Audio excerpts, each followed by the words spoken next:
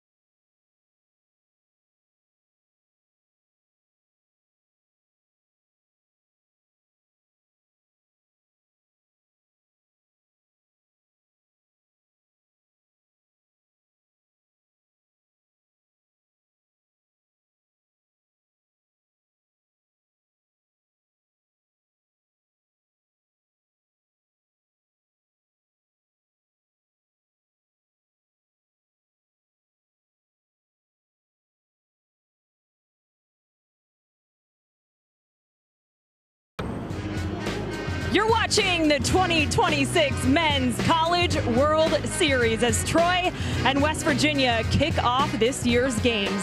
Now, when Troy head coach Skylar Meade first met with his group back in the fall, he told them, I believe this is a group that not only could get to Omaha, but it's one that could win a national championship. He said, we have a top 20 recruiting class, we have Jimmy Janicki, and so many other elite pieces around him. But now it's up to us to go prove to everybody else what we already know. And we do that with the work day in and day out. So their motto all year long has been leave no doubt, because they want to prove to everybody what they already know about Troy baseball. We said it in the first day. Everything that you do, there better not be one shadow of doubt. Our edge is what's got us here.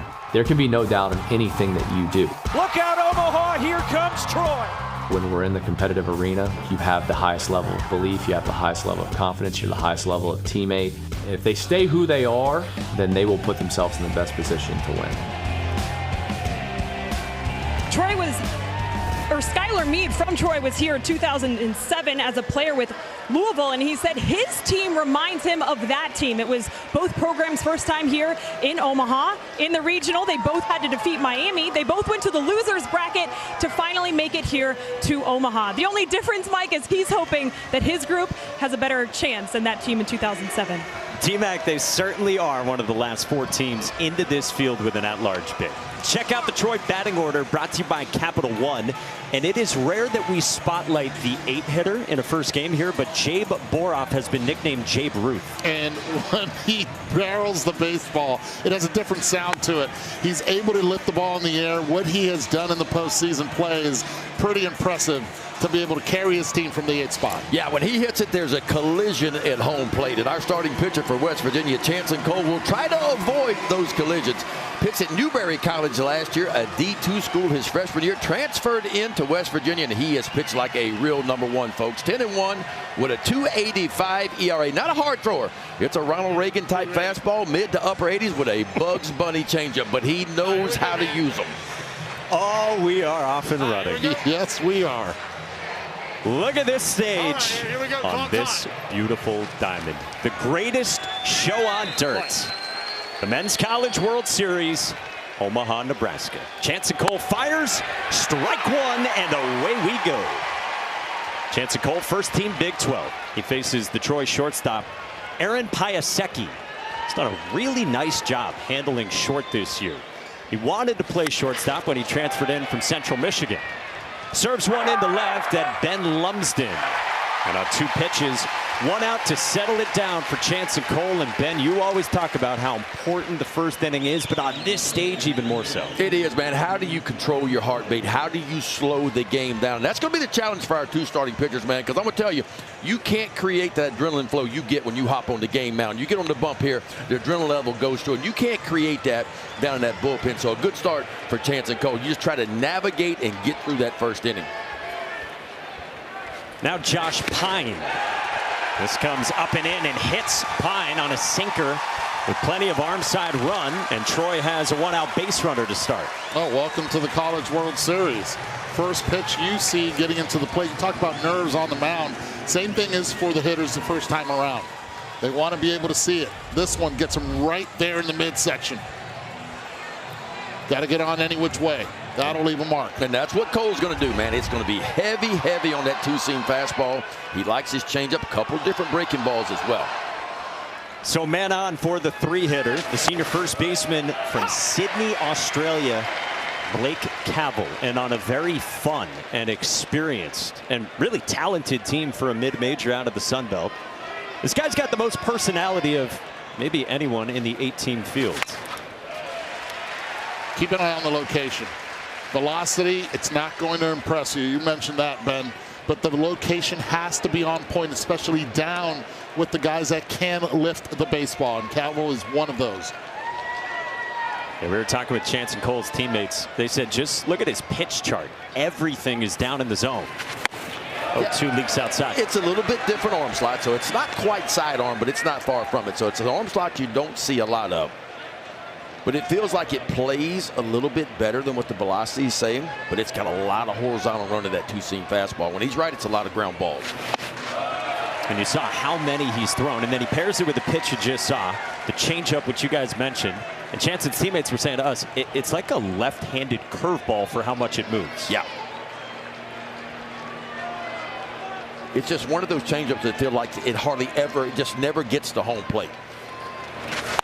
Swing and a miss, and there it is, absolutely filthy for his first strikeout. And that's the thing about him. When you talk about Chanson Cole's changeup, he will use it in just about any count, any situation. He leans on it, and if you talk to him, he'll tell you, this is my best pitch. And I'm going to tell you what, you can't throw one any better than that. Important to get a big second out for Chanson Cole, because now he faces the guy who, according to our draft expert, Kylie McDaniel, is the best prospect in the field, regardless of age and draft class. Jimmy Janicki, sophomore from Downers Grove, Illinois. And keep an eye on where he has his hands at the plate. Little unorthodox, but as soon as the ball is released, they get in great position. A sword there, and it's 0-2 on Janicki. That's the action that 2-seam fastball has. The hitters are thinking about the changeup, especially right on right. A tough one, but the 2-seamer works one. If he's able to establish it early, it happens, but he has to be able to pound it in. Yep. Get it in, speed the bats up, get to the changeup on the outside part. Runner goes, and this one is laced foul. It's real power. We hear a lot about the launch angle all season long for the last few years. 18.8 degrees launch angle is the perfect mix to be able to have it at the plate, holding that back. And he's in great company. 20 doubles, 15 home runs, 70 driven in this year. Tried to hold up, and on appeal down to first, Janicki did not go. Yeah, you talk about the swing for Janicki. We just showed you the numbers. It's after 2 home runs last year as a freshman. Huge swing change in the fall with that setup, and it has unlocked everything and changed that launch angle. Cole's 1-2 is down. 2-2 on Janicki. You have to pitch to your strength. What's the strength of changeup? The problem is you have Jimmy at the plate that has an OPS of over 1,300 against the changeup. This one's a different changeup, though. Let's see if he goes to it here. 2-2. Lace towards short and right at Matt Einish to end the inning. Jansen Cole posts a 0. And now West Virginia, for the first time ever, bats at the College World Series next.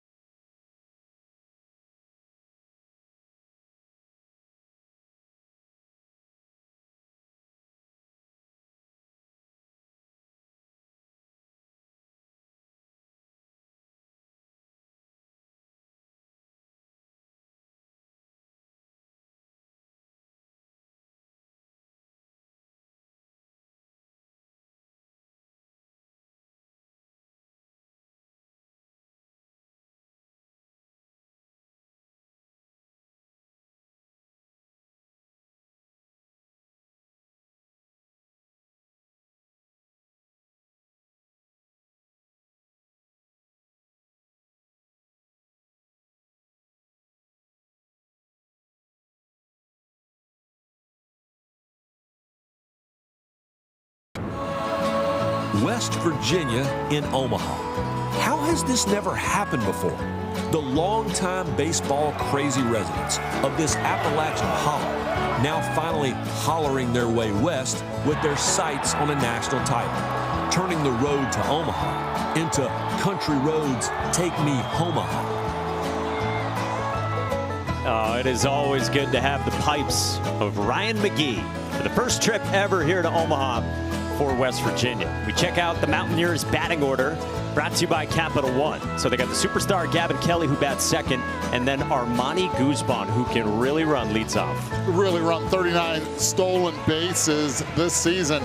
He disrupts opposing teams with the speed. It's just getting him off the bases if you want to control the West Virginia offense. And that offense will go up against Benjamin Stubbs, left-handed pitcher. A senior, brings a lot of experience to the table. How about 221 career innings? But his first 3 years in college baseball at D2 Flagler College. And I tell you what, he had some good years there and finds himself now pitching game 1 here in Omaha.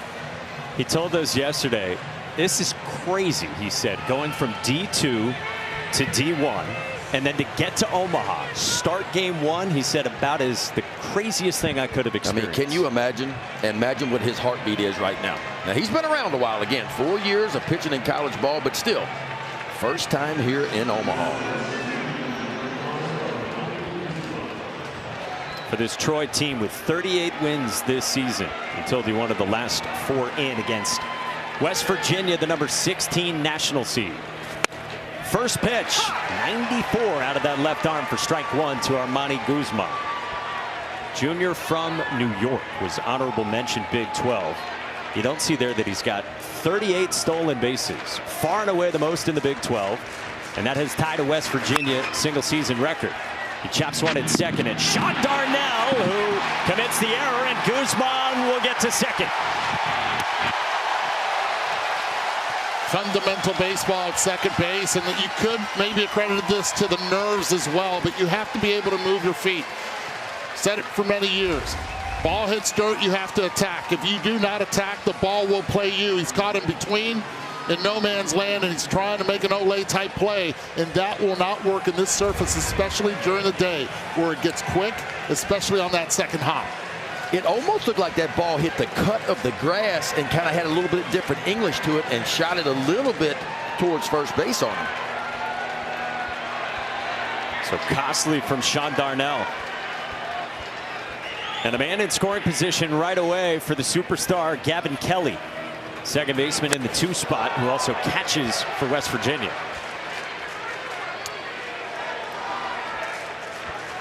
So he can catch, he can play second. Eduardo, you asked him yesterday, what's your favorite position? He said hitter. Yeah, he didn't say nothing about a position. He went straight to hitter. He too, like Jimmy Janicki, the other star we talked about right off the top, has tapped into more power. Look at this. Year 1 as a freshman to year 2 here as a sophomore. It's talking about changing hand positions, making adjustments, and also being able to spread out just a little bit more at the plate.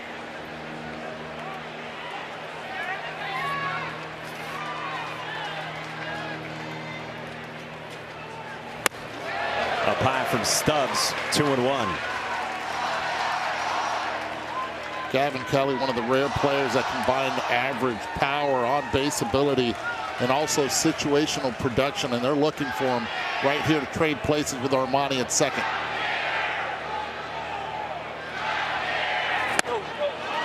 That's a strike. Top of the zone. There's Steve Saban's second-year head coach since he took over for the longtime head coach Randy Mazey, retired a couple years ago after a dozen years. But Steve Saban's was Mazey's right-hand man. Young, energetic head coach who's authored a special season for the Mountaineers. Kelly chases and strikes out. And Stubbs with a good response. Guzman bolts to third on the throw and picks up 90 on Janicki and Cavill. Fearless, playing with your head up, anticipating when the ball hits dirt, knowing that the throw has to go to first base, and with your speed, you can get there. Excellent pitch to be able to get the chase. That's the slider right there. Slider and a curveball for Stubbs, and that's a really good one. Just down and in and just underneath the bat, and then watch the runner at second base. Guzman, he's going to pick it up and take an extra 90 using that speed that he has. 38 stolen bases on the year. And there's a lot of that in this West Virginia offense. Until recently, they hadn't hit a ton of home runs this year. They can really affect the game with their athleticism. Here's Paul Schoenfeld, fifth-year senior from Wichita. It's amazing. You would think that that should be accredited almost like a stolen base because he stole it off the catcher just on the block. Not being able to check him and hold him and freezing him. Now you're 90 feet infield, plays back corner at third in. This is when you have to be good. When you don't need a base hit to score a run, you got to figure out how to get that run home. And so important to score the first run of the game, too. This West Virginia team has been on fire. They are 17-3 in their last 20 games. And boy, the offense has ticked up a ton. In the NCAA tournament, 7 games, they're averaging nearly 11 runs per game. 0-2. Schoenfeld stays alive. Well, this West Virginia team had to do it the hard way in the regional. They got a couple dramatic wins in Morgantown against Kentucky that you very likely might have seen the post-game scene with Country Roads. And then they blitzed through their super regional they hosted against Cal Poly last weekend. Another 0-2.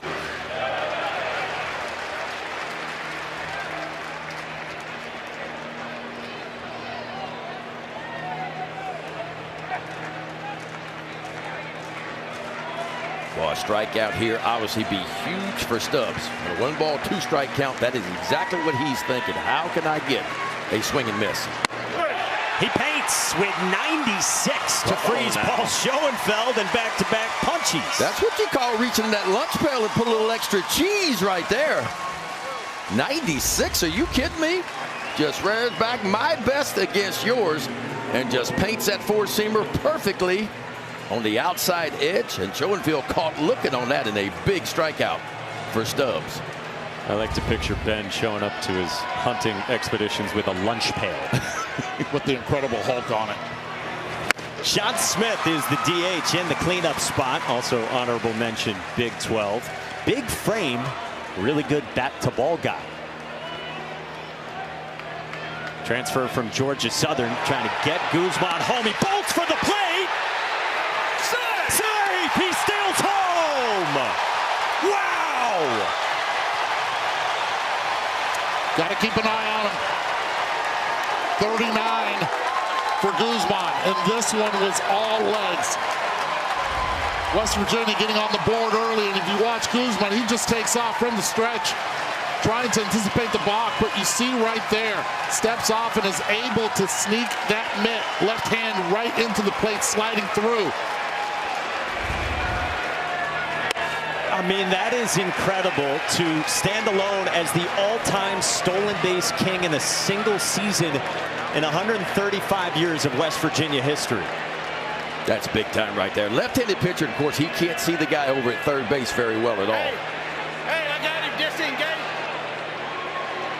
And now the home plate umpire, Jason Bradley, comes down to talk with third base umpire Billy Van Raphorst.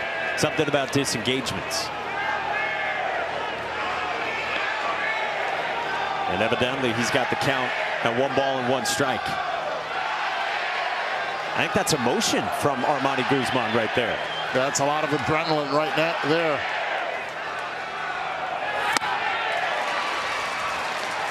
Understanding what your strength is one of the most important things for a ball player, and Armani Guzman understands it. Really good instincts on the bases. We saw it going from second to third, and there on the stolen base with 2 outs. This is laced into left field by Sean Smith for a base hit.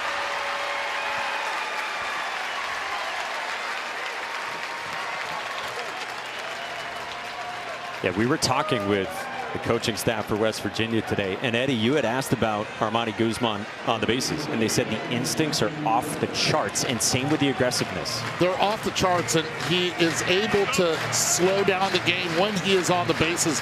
That's what makes him special. This, by the way, is the first time he gets a straight steal of home the entire season. It's his 5th one, but the first time he goes straight through, not on a double steal.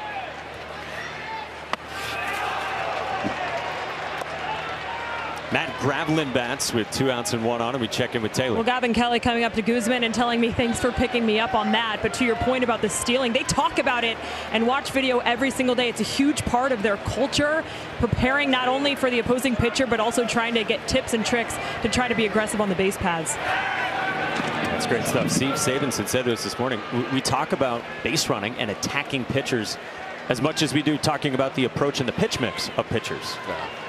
Can we talk about Jason Bradley, the home plate umpire, and the way he was able to hang in there? Please, be my guest. I mean, he stayed right in there for it. Trying to get knocked off his feet. Excellent call at the plate.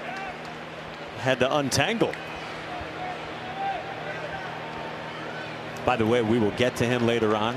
We've got Scott Klein with us, who has umpired 4 of these. For all your rules questions as we go over the next week and a half. Really excited about that. And he has his glasses on today, too. Like you. There we go. And Ben. That's right. Got to be able to see. I love umpires. Once they hang them up, they say, you know what? Let's put the glasses on. A little late by then. Oh, come on, he can't even defend himself. Just a little late. Oh, man, you got to love him. Benjamin Stubbs 1-2. Matt Gravlin strikes out. It's an answer from Benjamin Stubbs. But how about the aggressiveness and the boldness from Armani Guzman to get West Virginia out to the lead? The NCAA Men's College World Series is presented by Capital One. What's in your wallet?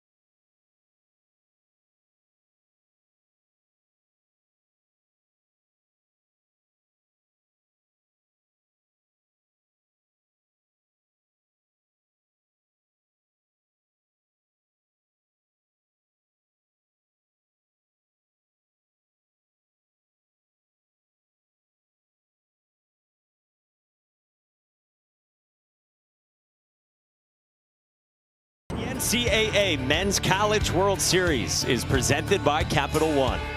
What's in your wallet? 30 losses for Troy, no problem. They still dogpile. Won a super at home against Little Rock. And then we told you West Virginia swept Cal Poly Friday and Saturday. 12-2 on Friday, 17-1 on Saturday to get here. Yeah, listen, I know Troy lost 30 games, but if you look at their strength of schedule for the year, they had the #1 strength of schedule, the hardest non-conference schedule in baseball. So it's a little bit deceiving. 30 losses, yes, but they played some big-time competition. First 30-loss team to reach the Men's College World Series, but you're right. I mean, they scheduled a gauntlet after a couple of years of heartbreak, missing out on at-large bids, and it was enough to get in this year. That's Skylar Meade, the head coach, 5th year on the job, and man, they played a murderer's row.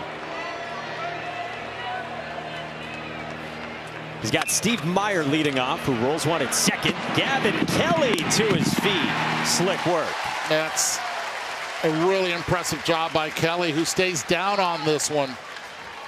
It's a lot easier for an infielder when they go, if it's laterally to the left or to the right, to be able to keep that head down. So he does by keeping the body, using the slide, and then making a perfect throw to first. Yeah, when you got a runner that can get down the line, the slide is maybe the quickest way to get it up and get it over to first base.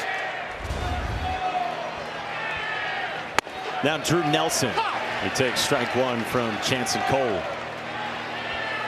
Drew Nelson is from Troy, first team Sun Belt.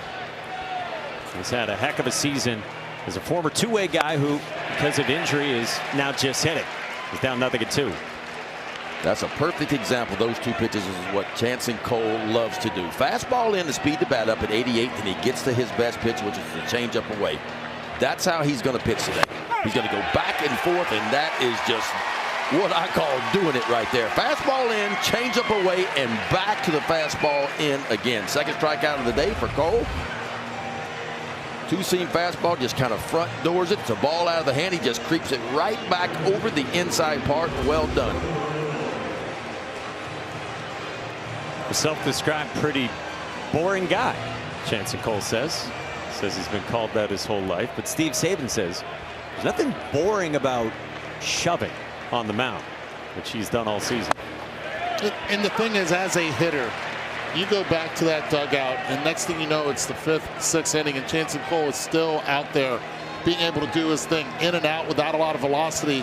And that's what he wants. He wants to make you frustrated at the plate, thinking there's no way he's going to get me the next time. Guess what? He does, because he changes it up on you. It's called a comfortable 0 for 4 when the dust settles, is what it's called.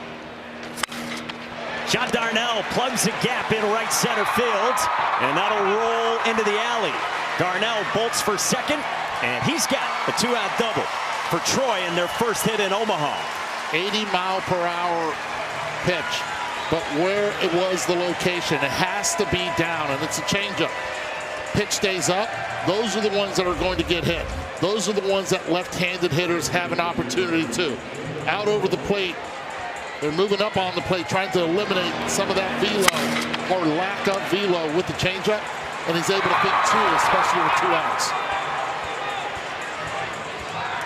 Nice way for Sean Darnell to try to atone for the error that led to Armani Guzman scoring the game's first run. Now Jabe Boroff, DH in the 8th spot, who has taken college baseball by storm. JUCO transfer who had 7 hits in the entire regular season and now has 6 home runs in the NCAA tournament. Jabe Ruth, and he told us, yeah, that's a pretty good nickname. I like that nickname. Look at that. Before the NCAA tournament, 5 long balls, and look at the 7 games, 6 home runs. And I tell you what, only 91 at-bats total on the season coming into the day. He was in the opening day starting lineup. They had very high hopes for him. They actually thought he might go to pro ball out of junior college. But he showed up at Troy instead and just kind of struggled. And he said to us he was off mentally a lot of this season. Then got an opportunity with some injuries, and man, he has run with it. 3-1 from Cole. I'm curious to see what pitch he goes with here. Boroff has yet to get a hit off a changeup all season long. And it's a small sample size because only the 91 at-bats. But if he goes with the number 1 and it stays up, there could be a change in that scoreboard. Boroff on the ground, sharply into left field, a base hit. Darnell rounds third. Ben Lumsden's throw, the tag, not in time. Troy is on the board, and we're tied in the second. Went with the number 1. Kept him on the ground, but did change the scoreboard. 3-1, he gets aggressive, puts it in play, and with 2 outs, Troy has tied this game up. Got himself at a plus count, 3-1 count, looking fastball, and he gets one. Not hit extremely hard, but hit in the perfect spot, right in between short and third. And Sean Darnell out at second base, off and moving on the swing. I'm pretty surprised he went with the fastball there. You mentioned the numbers for Boroff against changeups. And now Houston Markham rolls one into right, and it's a stop sign for Jay Boroff at third from Skylar Meade. 3 straight 2-out hits for the Trojans.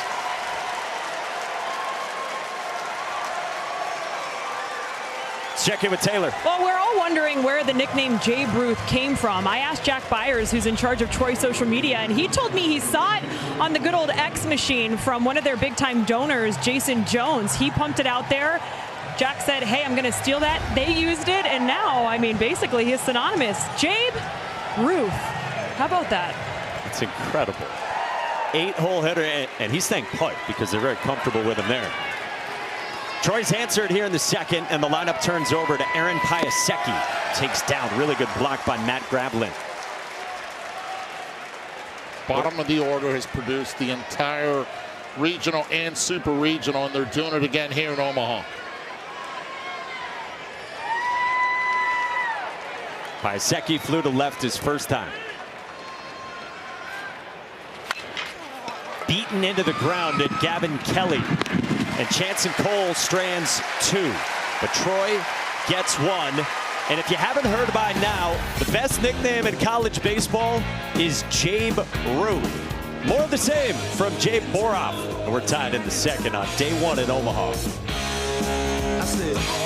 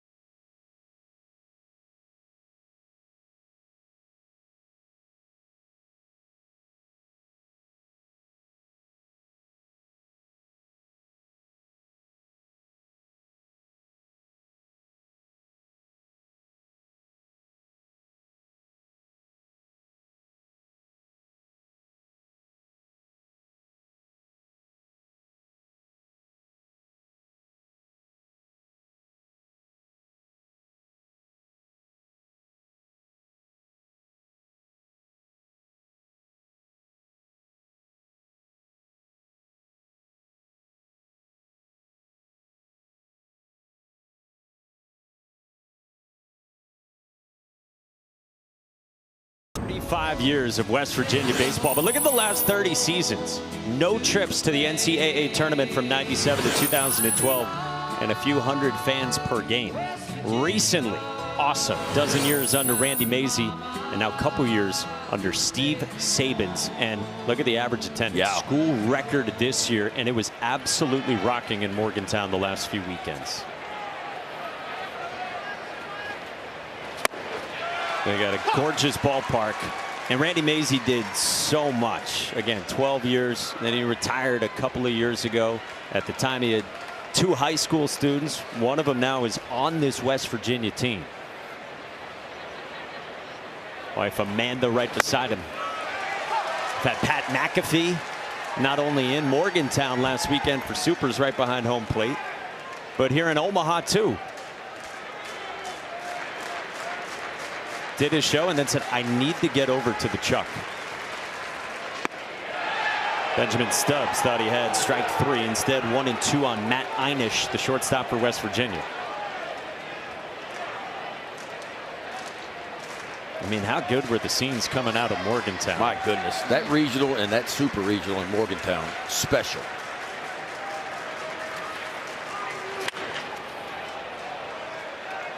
Steve Saban said he would look up into the crowd during Country Roads when they were singing after wins, and he would see grown men crying. And he thought, man, how much does this mean to our entire state? They've created an unbelievable culture there with heavy expectations.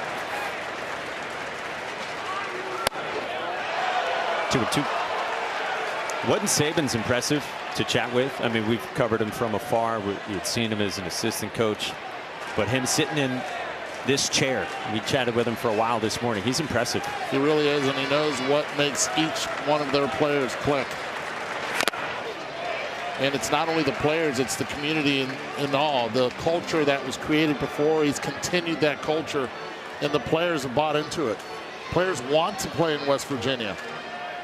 I mean, you look like what West Virginia has done the last 2 years. 44 wins last year, a program record 45 wins this year.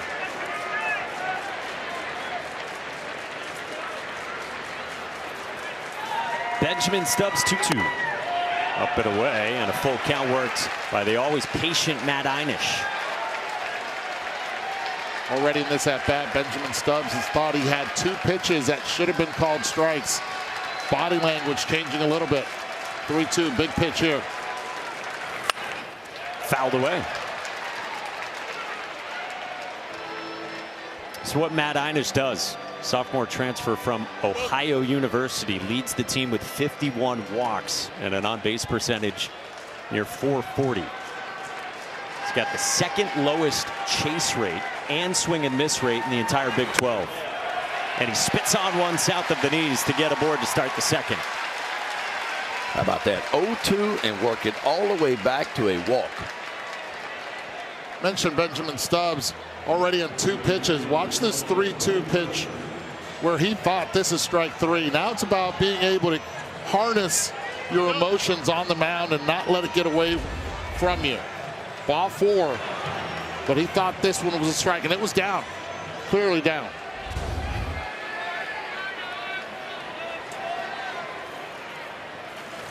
Now Brody Kresser takes strike 1 from Stubbs. Kresser can bounce around on the infield for this team. From Jessup, Iowa, 5th-year senior in year 3 with the Mountaineers after coming in from junior college. Ooh, just missed with 94. Boy, you have to be ready if you're Troy to defend a bunt against West Virginia, because that's what they love to do. 30 sacrifice bunts, by far more than any team in this field. They love to put the ball on the ground. They love to steal bases. It's a huge part of their offense. Bouncing ball right side, and that is past Sean Darnell into right. Matt Einish stops at second, and the first 2 are on for the Mountaineers in the last of the second. Boy, that's such a good job right there, right? There's a reason why he's hitting .343 coming into this at-bat against lefties, because he can do that. You get that 4-3 hole open, trying to at least move that runner, if not the second, the third, and get yourself on, and he does that. Bottom of the order, trying to get it back to the top. And you got to think sack bunt's coming here. First and second, nobody out. The 8-hole hitter at the plate, and it's a lefty-on-lefty matchup. Pine at third, Cabell at first. They're in on the corners. Before the game, during batting practice, one of the hitting groups, before you get on the hitting group, it's all about bunting stations. They had a machine, and each hitter had to bunt at least 20 times back to the first and towards third base to get it down. This is about execution, about repetition, and about being able to do it in this moment, the biggest stage. Hey, for the latest news, insight, and in-depth analysis from the 2026 Men's College World Series, Go to NCAA.com, the official online home for all NCAA championships. Lumsden at the plate only hits 200 against left-handed pitching. And that's another reason why you think he's going to put the ball on the ground here. See if he moves his feet towards Stubbs on the mound. The Mountaineers have 5 sack bunts in the tournament, and Lumsden already declares, and he takes high.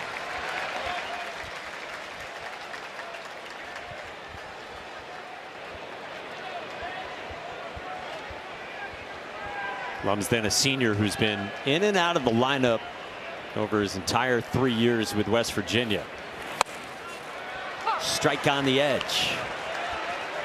Ben, where do you want to be as a pitcher when a guy's clearly trying to drop down a sack bunt? Well, I mean, if you get ahead in the count, you can always elevate and try to get a pop-up. But you got to know your responsibility here. And your responsibility as a pitcher is a ball back at you and towards the third base line. That's your coverage as a pitcher. What's odd to me is the first baseman, Cavill's not even moving in a bunt situation. Typically, you see the first baseman crash in this situation. Yeah, but you usually see it if it's a right-handed hitter. Left-handed hitter, they usually want to bunt the ball to third where you're supposed to. This is popped up. Pine handled the hop, and he throws out Lumsden, whose sack is successful, and now 2 in scoring position. That's West Virginia, and that's what they do, folks. You got to force the third baseman to make the play, and it's exactly what they did. Evacuate the position. He's trying to get the read. Ball gets in the air. In that step that he took back for a second, that hesitation allowed the runners to get a better jump at first and at second. Well done. So now to the 9th spot for the glove first third baseman Tyrus Hall. First pitch swinging, launched to left center field, back toward the wall and off the wall. Einish and Kresser score. Tyrus Hall comes through again for the Mountaineers. Did you say glove first? How about wall first? First pitch he sees in the College World Series with runners on base is, how do you like me now? Don't try to throw a fastball by me. Hall getting the bat head out there on a changeup, stays up in the zone and just gets barreled. Just a foot from leaving this ballpark.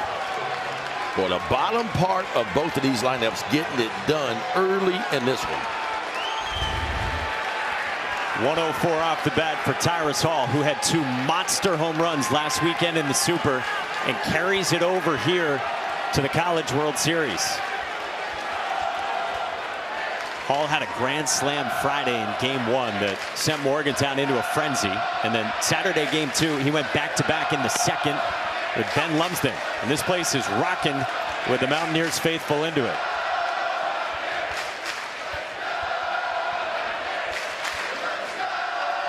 Got to be careful with the bunt here again. He showed it once. He can execute if he goes to the drag. Armani Guzman is down 0-2. Ben, what do you see from Stubbs so far? The ball, to me, is elevated a little bit more. Both of our pitchers have the ball elevated, and that is not uncommon with the heartbeat and the pressure that's on these 2 pitchers right now. But he's best when he's down at the bottom of the zone and hit that changeup a little bit elevated, the fastball a little bit elevated for him.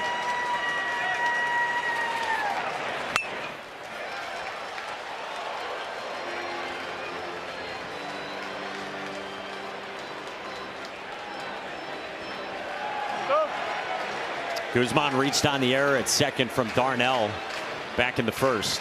And then Guzman had the first straight steal of home at the Men's College World Series since 2000.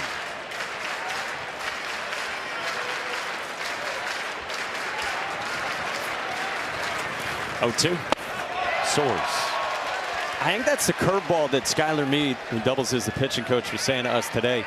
He really needs to get the downturn curveball they thought to be effective against West Virginia. They said his last 5 appearances, the curveball has been almost non-existent. He is searching for that curveball, which they feel like is one of his best pitches, but he's had trouble locating it as of late.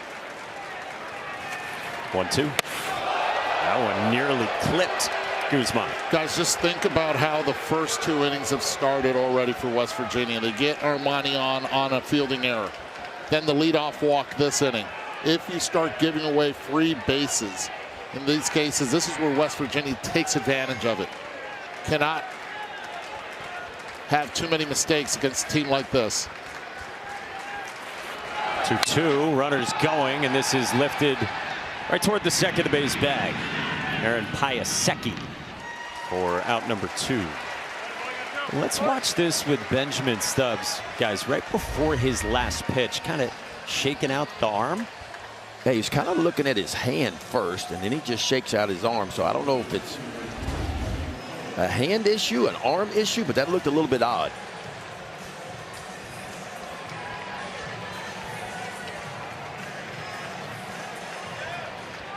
Well, good to see. Evidently no worse for the wear. Big spot here with West Virginia already up 2 in the second, and Gavin Kelly, the star second baseman. This one spiked and didn't get far enough away for Tyrus Hall.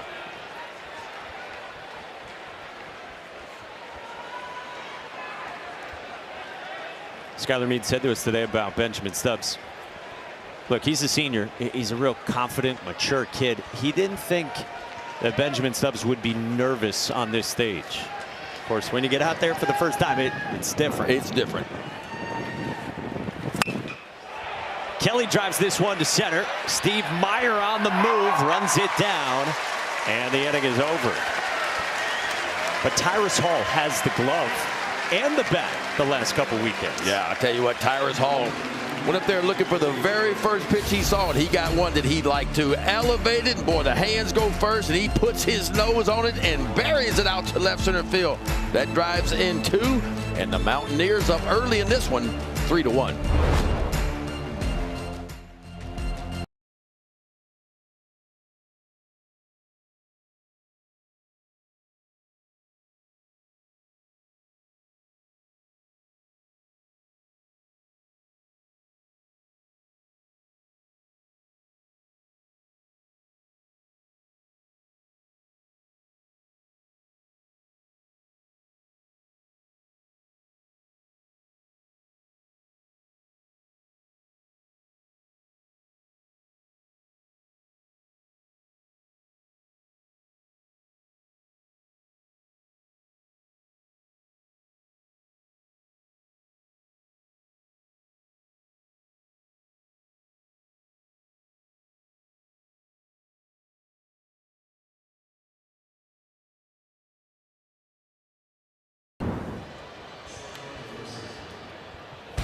Welcome back here to Omaha, joined now by West Virginia head coach Steve Sabins. You wanted aggressiveness on the base paths. You certainly got it. How important is that to the brand of baseball you guys play? It really is. And Guzman obviously started this party off the right way, just getting down the line to begin with and capitalize on a throw across the diamond. And then to be able to steal home in this situation to lead off was really good. I think probably as a whole, it just allows our team to say, hey, let's just play our brand of baseball. What did you see from Chasen in the second as they were able to string together some hits? He's just doing what he does, and they had a nice approach. They've moved up in the box a little bit. They try to take away the bottom of the zone, so he'll adjust and make some changes. He just competes out there and throws strikes for the most part. Thank you, Coach. Yep, Mike? Taylor, thank you very much. Steve Sabins, 9 years as Randy Mazey's assistant. And when Steve Sabins got hired as an assistant, Sabins was the youngest Power Conference assistant coach in the country. And now in year 2 as a head coach, has led the Mountaineers here. And you heard him say to Taylor that Troy kind of moving up in the box against Chanson Cole. Yeah, you usually see a lot of the, if you're a right-handed hitter, the right foot on the line, back part of the box. You don't see that from both righties and lefties. They're trying to take away that pitch down in the zone that's been so effective for Cole, and also the changeup. Elevates it a little bit more or tries to sneak it past them, and they'll be ready. Josh Pine did not offer, so it's 2-1 on the 5th-year senior Indiana transfer. Pine more of a gap-to-gap hitter. It's not about the power, it's about the extra base hits, finding that gap and getting in scoring position.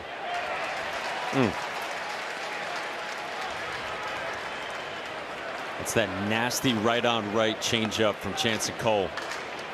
I told us yesterday, yeah, that's my best pitch. On the ground left side, cut off by the diving Tyrus Hall, and as promised, he is slick with the mitt.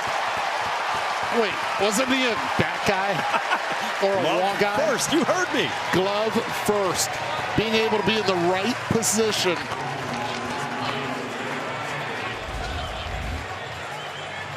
Watch this play right here, man. Goes to the glove side, quickly to his feet, sticks his right spike in the dirt, points the shoulder, and just a perfect throw over to first place. You can't do it any better than this right here, folks.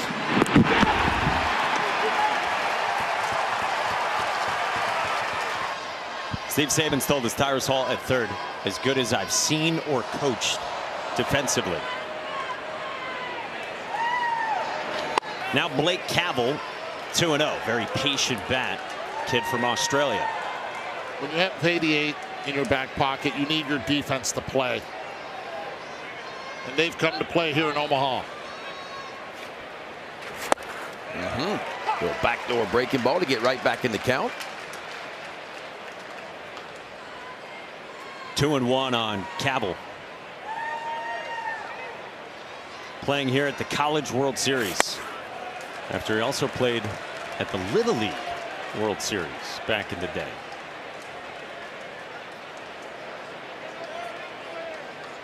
Came into this year with big expectations. Blake Cavell was the preseason Sun Belt Player of the Year. Hits this one on the screws into center at 107 miles an hour off his bat for a 1-out single. You talk about, in Spanish, you would say tira y tapate. Throw it and duck. Fastball coming at you. This one stays up and hits it right back where it came from. Last time struck out on a changeup. This time he wanted to stay up the middle and just not try to do too much. Adjustment made. No surprise that he's chatting over at first base.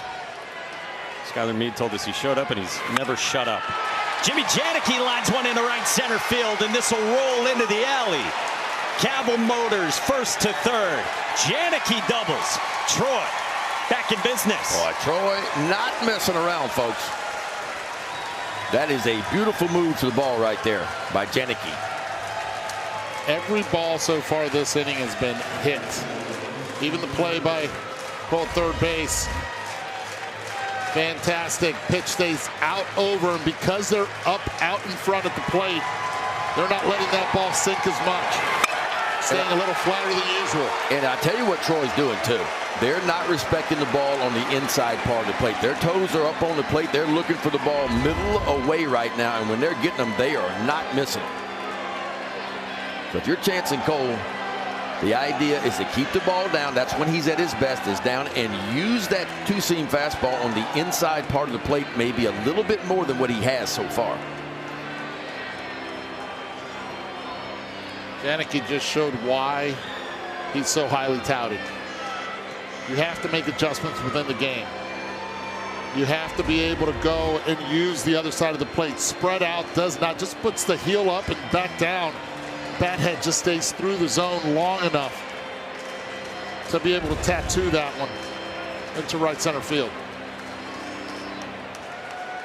Again, it happened one day in the fall where Troy had spread out a few other hitters, and Jimmy Janicki said, "Hey, can we try it with me?"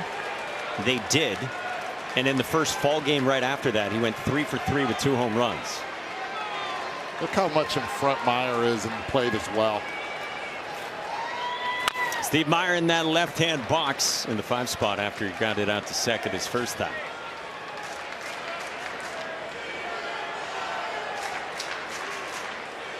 And West Virginia going to play the defense back again. They will concede the run.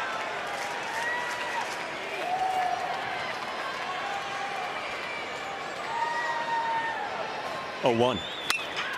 Meyer pops it up to left. Lumsden drifts toward the line. Cavell readies. Lumsden's throw. Cavell to the plate. He'll score to make it a 1-run game.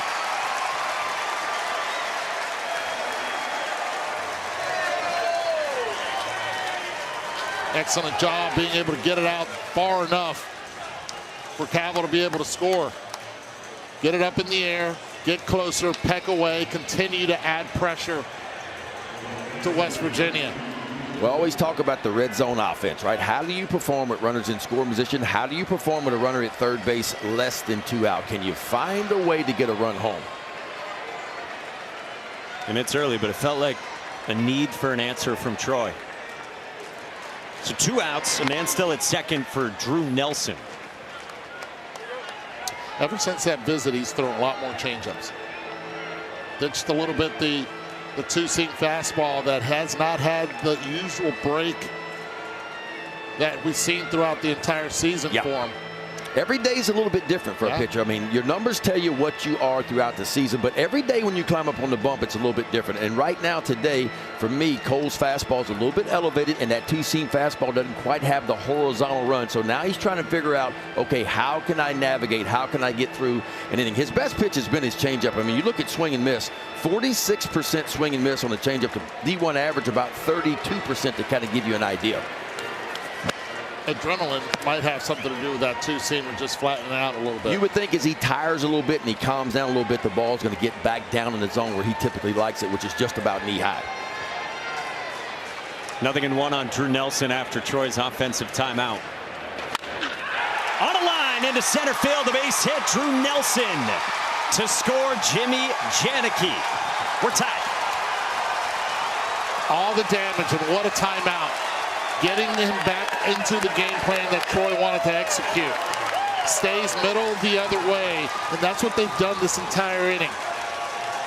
It all started with the first base hit, and then just bat head staying through the zone. You see that front foot already on the top of the line there. They're taking away anything down, just drilling it the other way. And again, I think they're looking middle away is where they're looking to, and that's where they're getting their balls. The approach has been really good for Troy so far. Ball's in. First pitch is a ball. The throw to second is not in time from Gravelin to get Drew Nelson. Looked a lot closer from up here, fellas.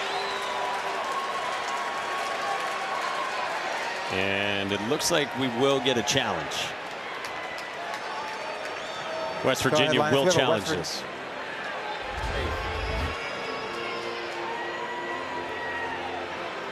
Nice pick. Did he get it in time? I think he got him. I don't know if he put the glove down and he kept it down or not. The ball definitely beat him there. No tag yet. No tag yet. I think he got that left hand in there. I think the call is going to stand. I think it might even be confirmed. Well, as promised, we are so happy to have Scott Klein with us, former College World Series umpire. Scott, what do you see on this one at second? Guys, I'm with you here. You're looking for some type of movement with the glove. It's just never there. And I've got his hand on the base before you see that glove flex. I've got safe. Scott, thank you. Another look at it here, guys. I mean, the throw beat him and the tag beat him, but the tag did not get to any of the arms. It got up on the left shoulder.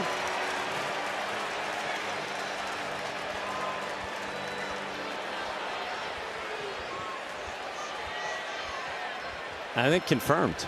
You guys think? I agree. I just think it's too close to be able to call. Now, if he would have been called out, would you be able to overturn it?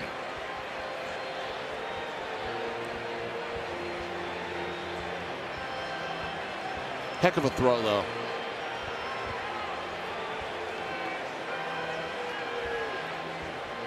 I mean, Troy today already 3 for 4 with runners in scoring position. After review, the call is confirmed. The runner is safe. West Virginia has 1 challenge remaining. Scott's pretty good at this. Natural? Well, I'm telling you. He's made a call like that once or twice in his career. So a stolen bag for Drew Nelson to go right back into scoring position with 2 outs here in the third. Yeah, and it's something Troy don't do a lot of. I mean, you look at their stolen bases on the year, only 55 stolen bases, and that's just the 6th stolen base of the year for Nelson. 1-0 on Sean Darnell. Doubled his first time in school. 2-0 from Chance and Cole. That's a really good take there on 1-0 change.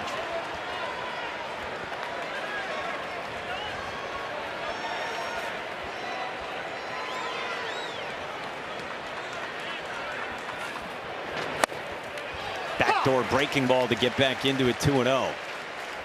And how about that timeout, guys, taken by Ben Wolgamott, who does such a great job working with Skylar Meade, does such great work with the hitters.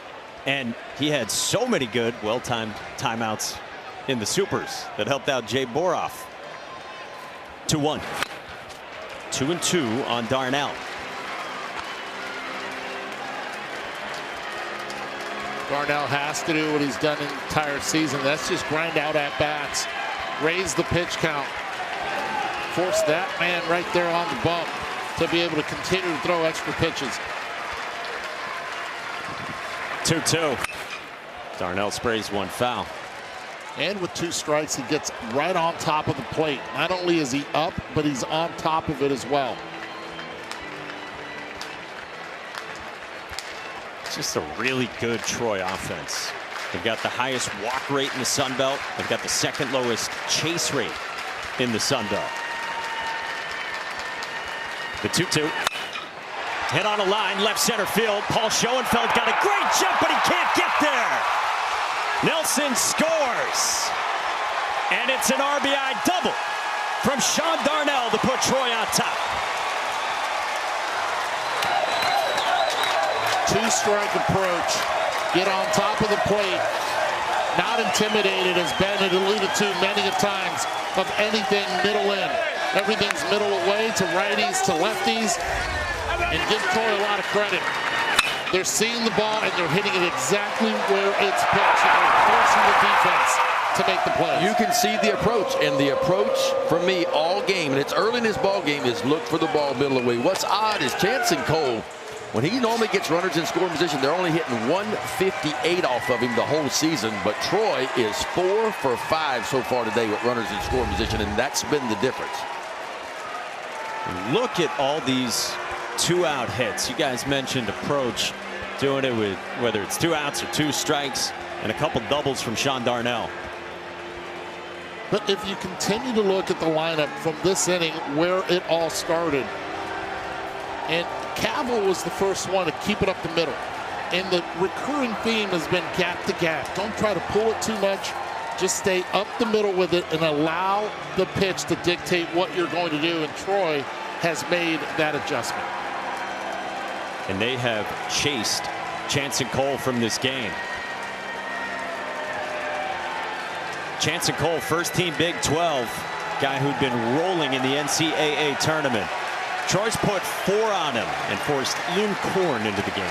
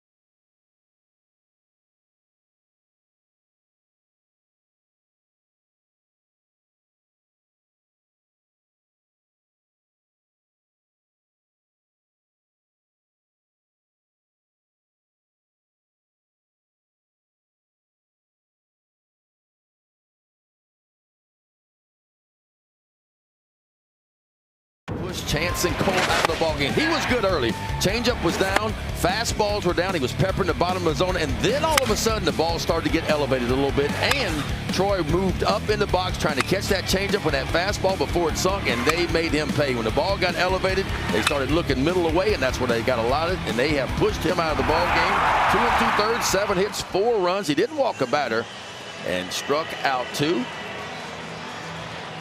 And now West Virginia will turn to Ian Korn. And Ian Korn making his 23rd appearance of the year. Very good ERA, just a shade over 3. He's worked 70 and a third, and he struck out 63. Only 10 walks, so a very good 6-to-1 strikeout to walk ratio. First team Big 12, and he gets Jabe Boroff.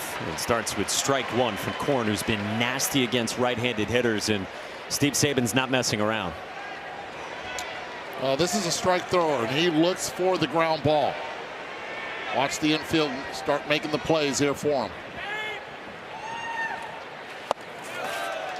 It's the slider from Korn, who's a Division II transfer, much like the West Virginia starter Chance and Cole. It faces Jabe Boroff, who had the RBI single his first time in the second. Fastball is a low 90s fastball, little cutter, slider, curveball, and an occasional changeup.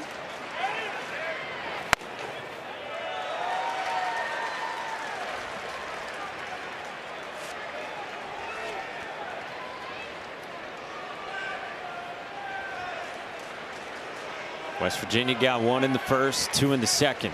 Troy got 1 in the second, 3 so far in the third. Everything away from Korn, but it's 3-1 on Boroff. That's a great take, and he works the count again for the second time in this College World Series to a 3-1 count. Last time was able to drive the first run in for Troy.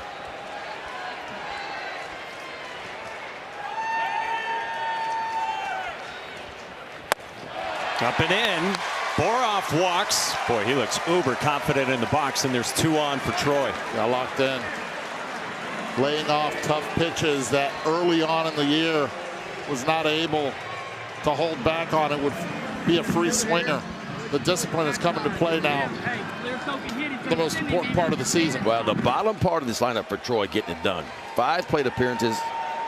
7, 8, and 9 have been on all 5 times so far. Strike 1 to start from Ian Korn to Houston Markham. Sometimes goes by his middle name, Cody. Right fielder in the 9th spot, who had a sharply hit pull side single his first time. Beats 1 into the ground right side at Brody Cresser to the bag. Inning over. Ian Korn does his job. But the damage done for Troy out of the Sun Belt. One of the last 4 teams in, all the way to Omaha. And a 1-run lead early.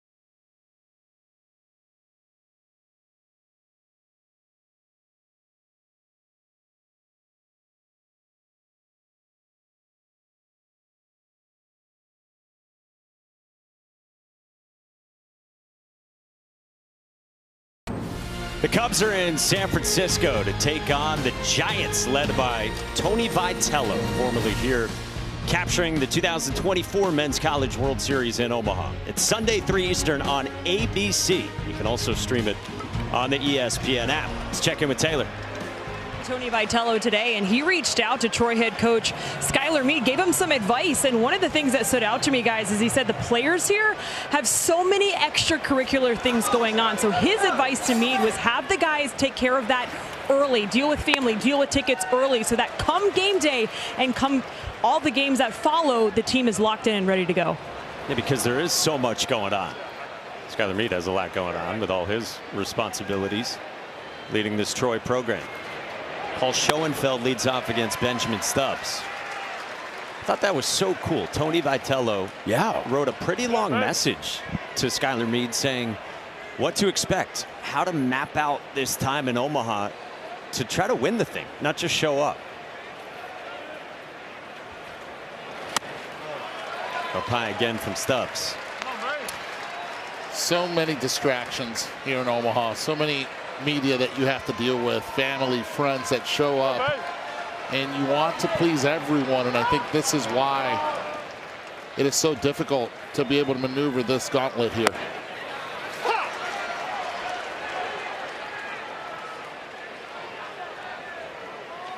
Skylar Meade worked his way up as a pitching coach from Michigan State to South Carolina, and now 5 years as the head coach of Troy. Paul Schoenfeld right into the shift at Aaron Piasecki for the first down. Skylar Meade pitched here in Omaha in 2007 for Louisville, who at the time was led by first-year head coach Dan McDonnell. And as Skylar Meade said to us today, I wasn't that cool. I was throwing 82 here. He was pumping that 82-mile-an-hour heater in there is what he was doing. Last 7 outs, 3 punchies. No problem for Skylar Meade. Boy, he's done a great job. And wasn't he fun to talk to today? That's a ton of energy. Sean Smith clobbers the first one he sees to left. Got a solo shot from Sean Smith. And we're tied at 4. That got out of here in a hurry, fellas. That lead didn't last long, did it? I mean, we were in Athens last week, and we saw some shots get out, and that one was very similar to what we witnessed last week in Athens, Georgia. And this one was just a fastball up. Did not miss it. Four-seamer, let me get ahead. Barrels it. As soon as he hit it, everyone in this stadium knew that ball was leaving the yard. I mean, 109 off the bat. You talk about a no-doubter. And what did Steve Sabins say to us this morning about Sean Smith? He said in the second half of the season, Sean Smith has learned to pull the ball because it's a guy with a great kind of leadoff hitter, 2-strike approach in this big frame. Well, now he's tapping into pull side power in the air. It's a process. You start learning where you can catch the ball. Remember, I didn't say hit the ball, catch the ball. He's catching it out in front. And because he's catching it out in front and not pulling it foul, he's able to maintain the barrel long enough through the zone. And how about the fellas in the bullpen, as we saw throughout regionals and supers in Morgantown? It's all about getting yourself in a situation where you can catch the ball out in front, right? 2-strike counts, you're probably not going to do it. You're going to let that ball travel a little bit. But 0-0, when you guess, and he went up there and he guessed the heater and he got one, and boy, you talk about not missing one. But I see the approach from both of these teams like that. When they get themselves in plus counts, they're looking to do some damage. But they'll dial it back and go to that 2-strike approach whenever they get down in the count a little bit. And that's kind of where they are. Both of these teams understand who they are. Both of them are veteran teams. A lot of older players on both of these teams. 0-2. So, Eddie, what you're saying is he hit it hard. And that we're in for a lot of runs after that Athens Super last weekend. What we see, 21 home runs in 2 games in Athens. That's what we saw in 2 games. 21 long balls. Every time they swing, I flinch. That's what happened from last week. I had nightmares when I left there. I mean, there were some pitchers icing down their ERAs in that one. And watch this swing here. Watch the head. Head does not move at all, and then he catches it out in front. I mean, that is a perfect swing. Just nice and simple is what that approach was. Fouled away by Matt Gravlin. Oh, he wants to get right back up there. He's got that 100% right on that forehead, and that's exactly what he did. He barreled that one 100%.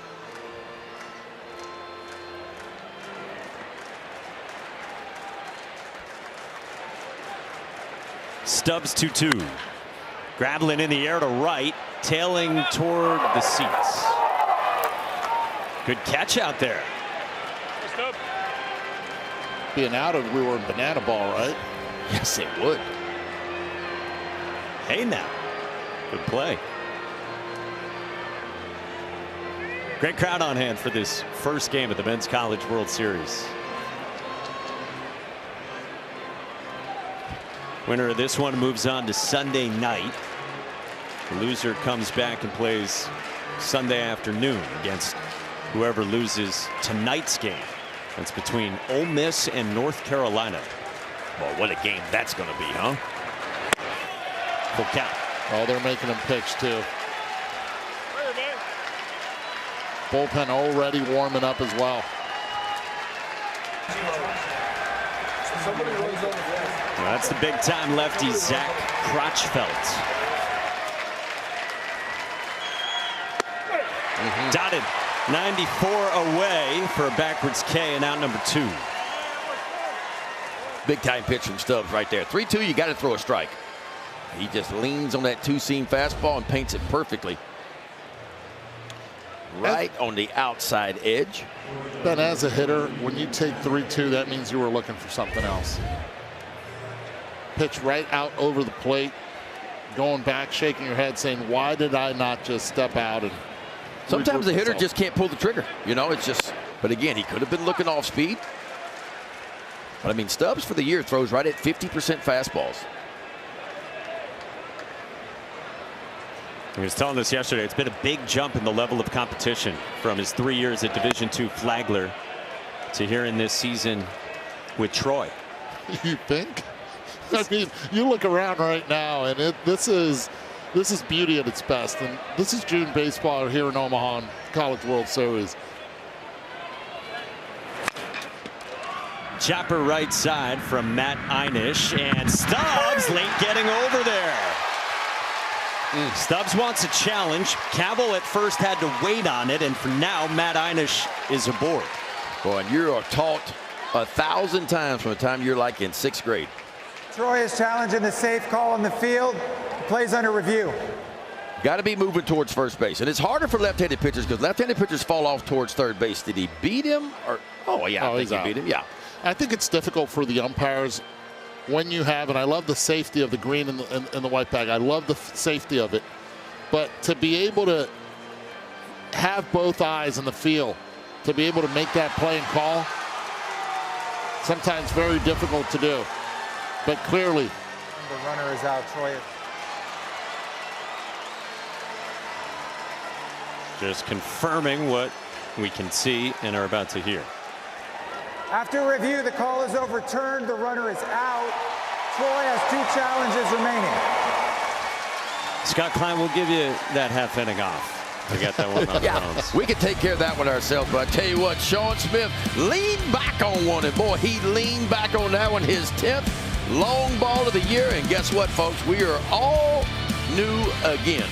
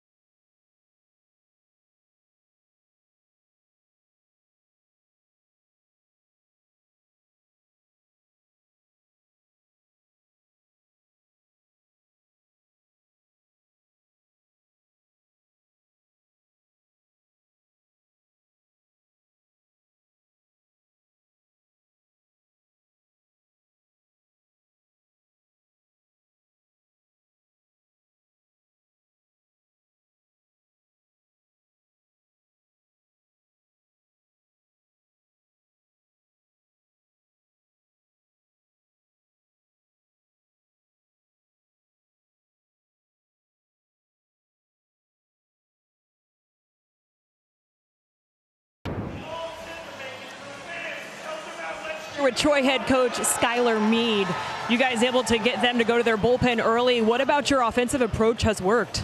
I mean, guys bought in the plan. Coach Ben had a good plan, and now we got to move to the next guy. This is going to be a heavyweight fight.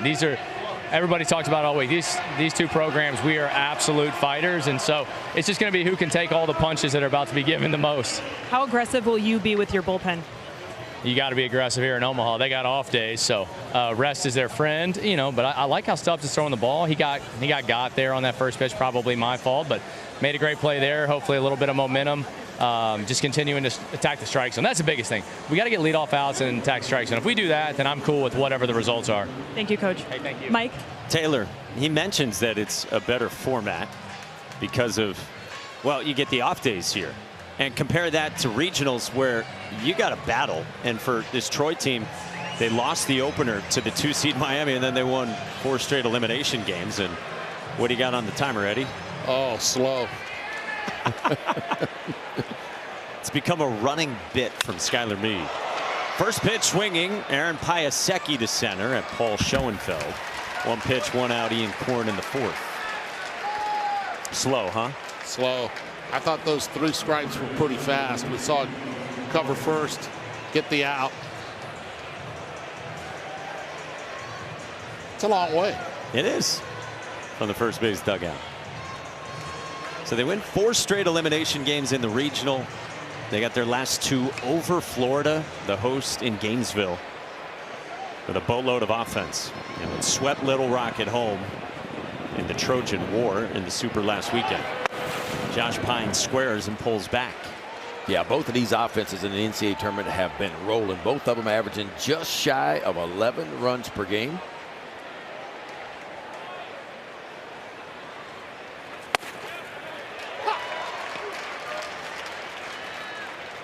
That's been big for Skylar Meade's team, which can pitch great. They got real stuff on this roster. Pine jammed that he floats that foul.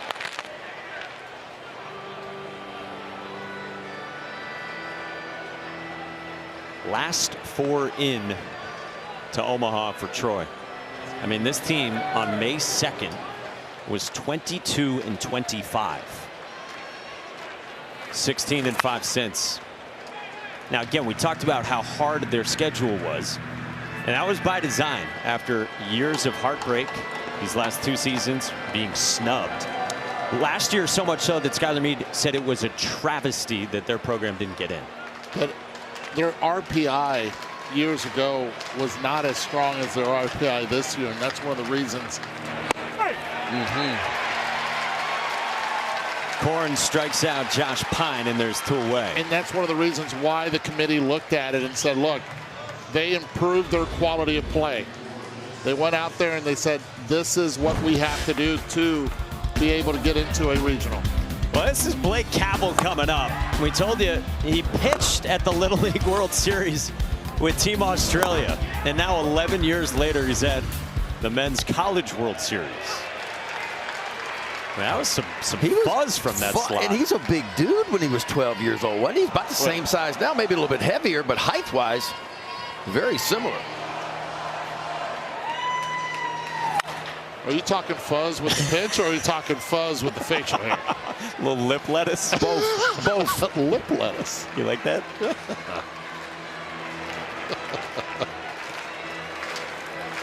Certainly has it now. Senior first baseman. Yeah, it was a pitcher. Then and now. There you go.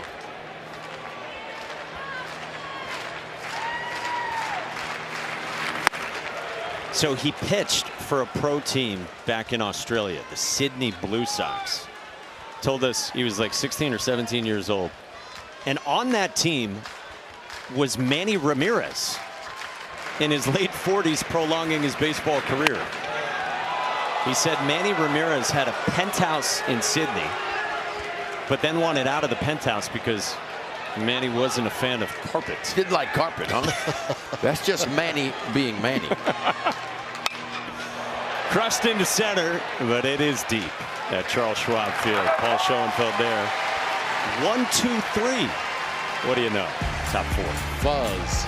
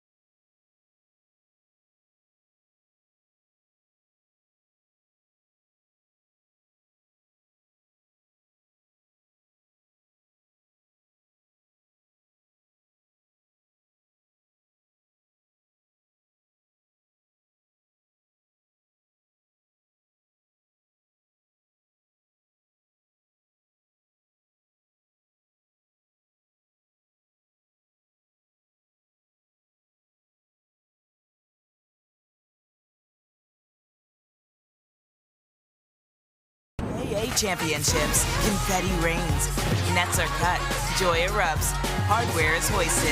History happens here on ESPN, home of NCAA championships. The Men's College World Series underway with day one, double elimination format. And guys, this is the entire bracket here. What jumps out to you? You look at what's going to go on tonight. Mississippi against UNC. I mean, that is going to be one very good game. I think for me, it's the SEC teams. You got 5 SEC teams here, the most ever by one conference in the history of the College World Series. And can anybody knock off the SEC? Because they have flat dominated here in Omaha recently. 6 in a row, 7 of 8, 11 of 16, and you go all the way back to 1990. There's your Georgia Bulldogs. They won the first ever national championship for an SEC team, and the SEC has now won 17 of the last 35 national titles. Georgia, the highest ranked remaining team in the fields. We lost the 1 seed UCLA, who to that point had been the wire-to-wire #1 during regionals, and lost the #2 overall seed Georgia Tech during regionals against Oklahoma. So that's back-to-back years we've lost the #1 overall and the #2 overall national seeds. Just Correct. Amazing. And think about how close Carolina came to also being eliminated with USC in Chapel Hill. 2 outs away. Brody Kresser, by the way, just flew out to Houston Markham. Watch out for the Tar Heels. Yeah, no one asked for my opinion. I think they are criminally underrated. I do too. I do too. There's nothing they can't do. When you look at the Tar Heels, I mean, you talk a lot about their pitching, and you should talk a lot about their pitching. Obviously, it's top 10 in baseball, but so is their defense. And don't sleep on their offense either. It's an offense that averages nearly 9 runs per game. Nobody talks about their offense because they don't hit a ton of home runs. They don't steal a ton of bases, but boy, their approach is next level, and they can put some runs on the scoreboard. And the thing about them is you don't have to score a ton of runs because typically that pitching staff is really, really good. Put emphasis on what you said, approach. That's what wins ball games during the regular season, and execution is what wins here in Omaha. Ben Lumsden grounded out to Sean Darnell at second, and now Tyrus Hall in the 9th spot for West Virginia. Eduardo Perez, Ben McDonald, Mike Monaco with you upstairs. Scott Klein with us as well, and Taylor McGregor down on the field. Hall had the 2-run double to left center and just missed the home run his first time. So he's sitting on the #1 right here. Last time it was a changeup first pitch that he saw, drove in 2 with it.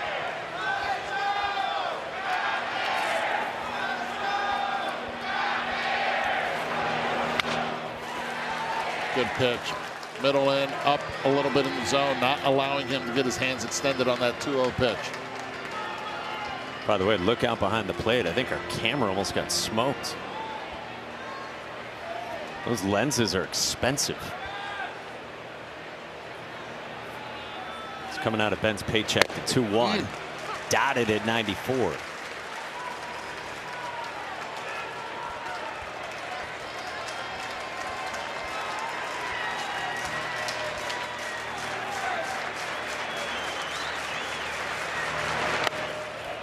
Full count. Benjamin Stubbs trying to put together his first 1-2-3 inning of the day. He's had traffic in every inning. Gonna have to land this fastball.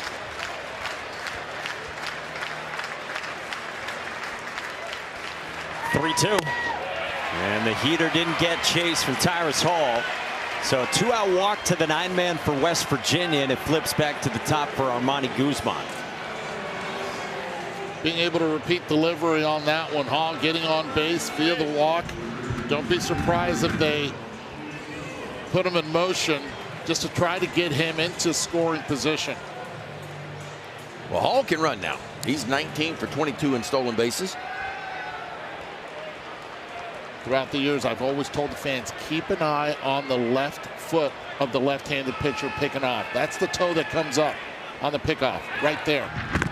Like a little flinch in the pitcher's left toe, you're saying? That's what I'm saying, just the left toe. Lou Brock years ago Said it was easier to steal off left-handed pitchers than right-handed pitchers because he focused on the left foot, the toe.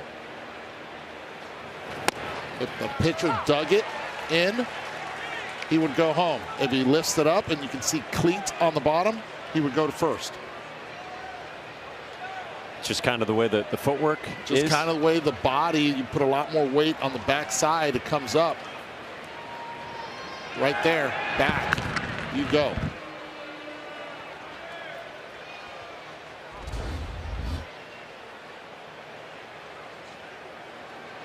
Right there.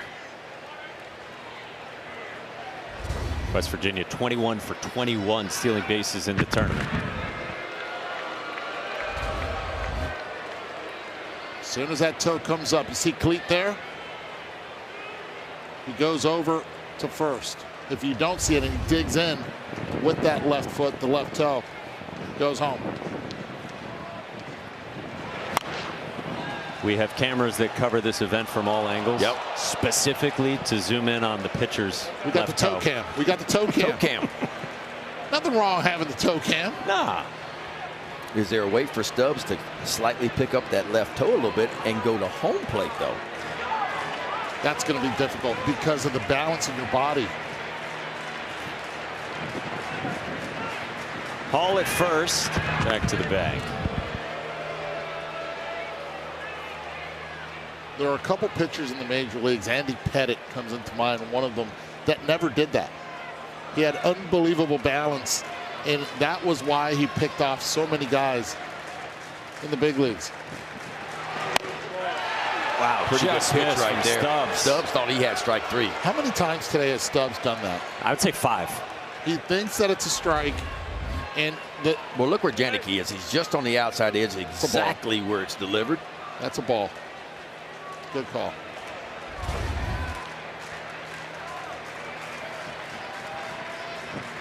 One, two. Guzman pops it up. Behind home plate, Jimmy Janicki runs out of room. I send him first move right here. Why? 1, 2. Because I have the leadoff hitter on. He's got 2 strikes. If he is picked off, then so be it. You have your leadoff hitter, Guzman, up the next inning. First move right now. As soon as he lifts his leg, you go. Put pressure on the defense to make the play. If he is safe, he's in scoring position with 2 strikes.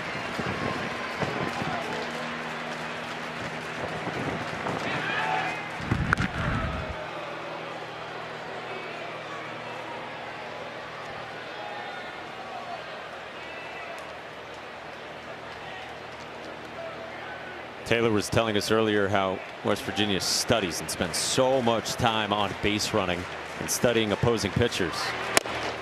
Guzman doesn't chase, and it's 2 balls and 2 strikes.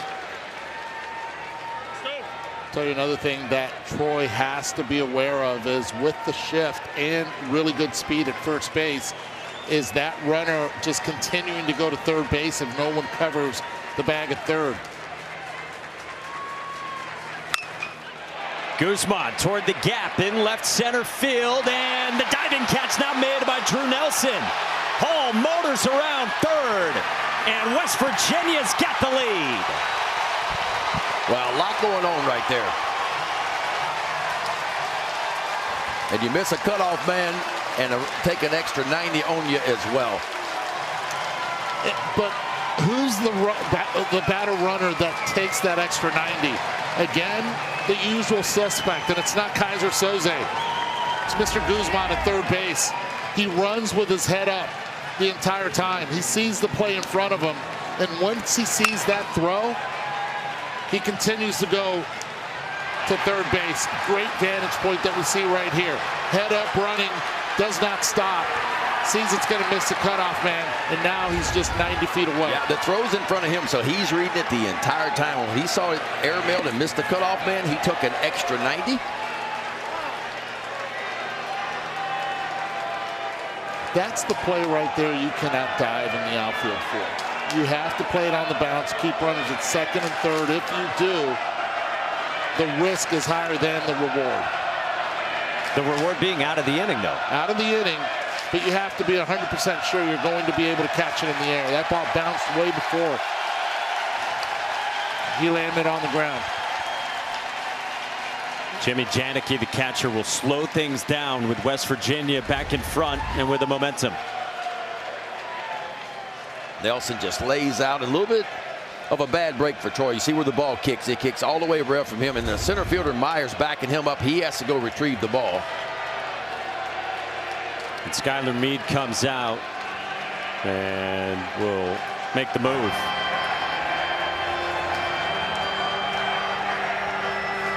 Third time through the order.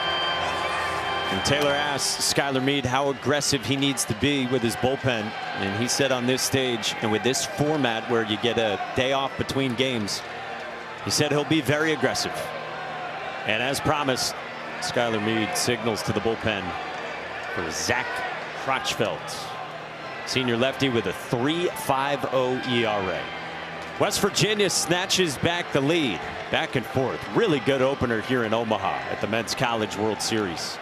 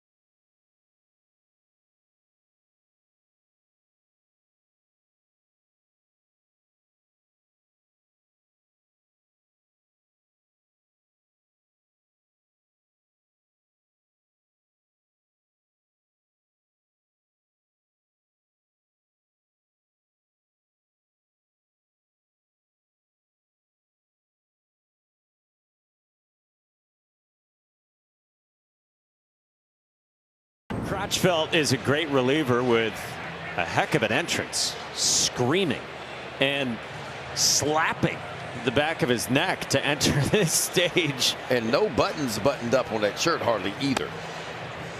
But hey, with the year that Crotchfeld has had, why not, man? He has been really good. 7-2, 61 2/3. You look at Benjamin Stubbs' numbers.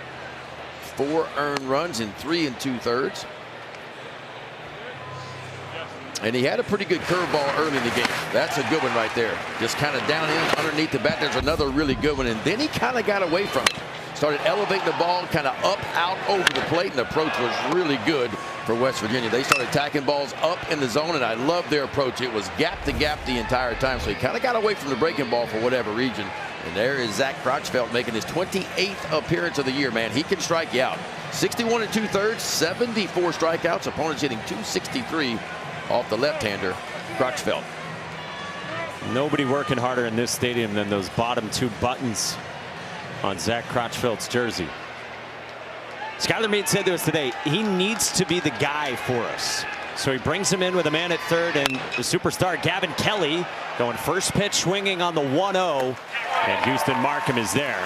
And 1 pitch, 1 out to end the frame. West Virginia back in front through 4 in Omaha.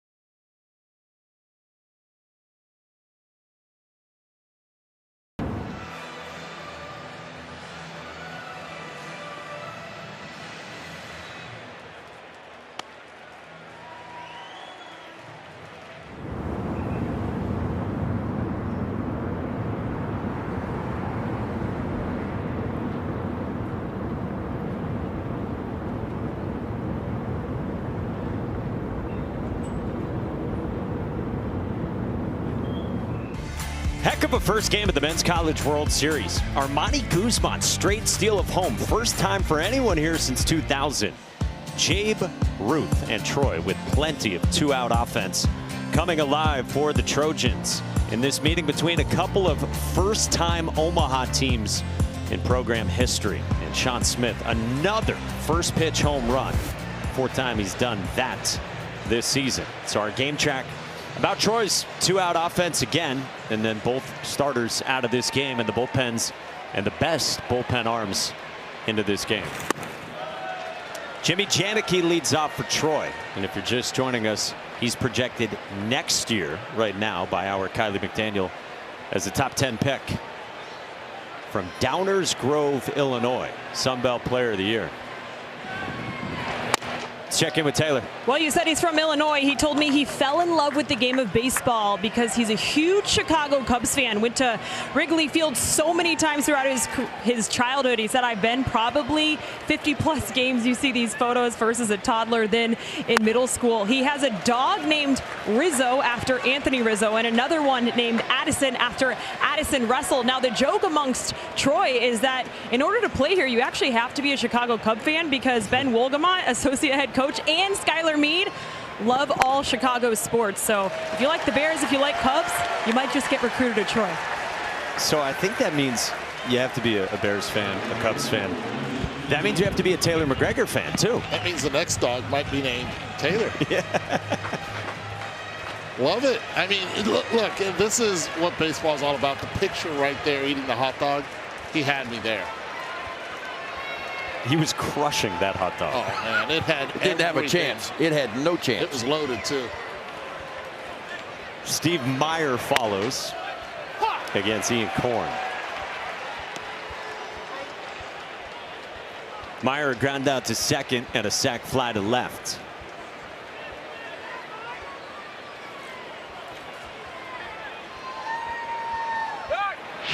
So you might wonder, how does someone as good as Jimmy Janicki decide on going south? Well, originally his heart was set on playing football. Said he liked it a lot more than baseball. Played linebacker, loved hitting people and playing physically, and had an offer from Illinois to play football. Meyer lines out to second at Gavin Kelly with Janicki back to the bag. But then Skylar Meade had located Jimmy Janicki and said Troy was interested. Jimmy Janicki says, I had no idea where Troy was. Troy, Alabama. He figured it out, looked it up, and he saw they actually got great baseball history. He said, I would love to play baseball in the South. And went down south, and he's been a great player for 2 years. He's aboard with one out for a Troy native, and Drew Nelson had an RBI single, scorched at 107 off his bat last time in the third. And that's the pitch for Ian Korn right there. Fastball's a good one, low, and he'll bump into the mid-90s from time to time, but his best pitch is that breaking ball.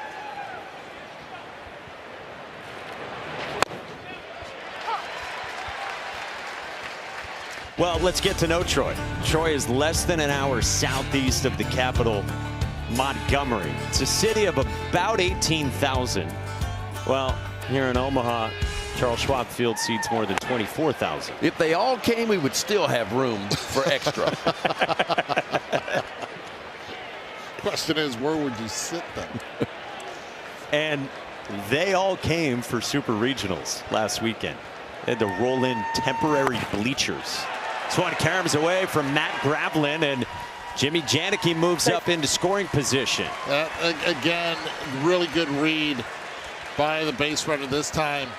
Janicki at first base, sees ball get away, and doesn't hesitate. You don't have to be fast to be a good runner. Caught in between right there. That one should have been just backhanded. Yeah, almost like he got crossed up a little bit, but I don't think he did.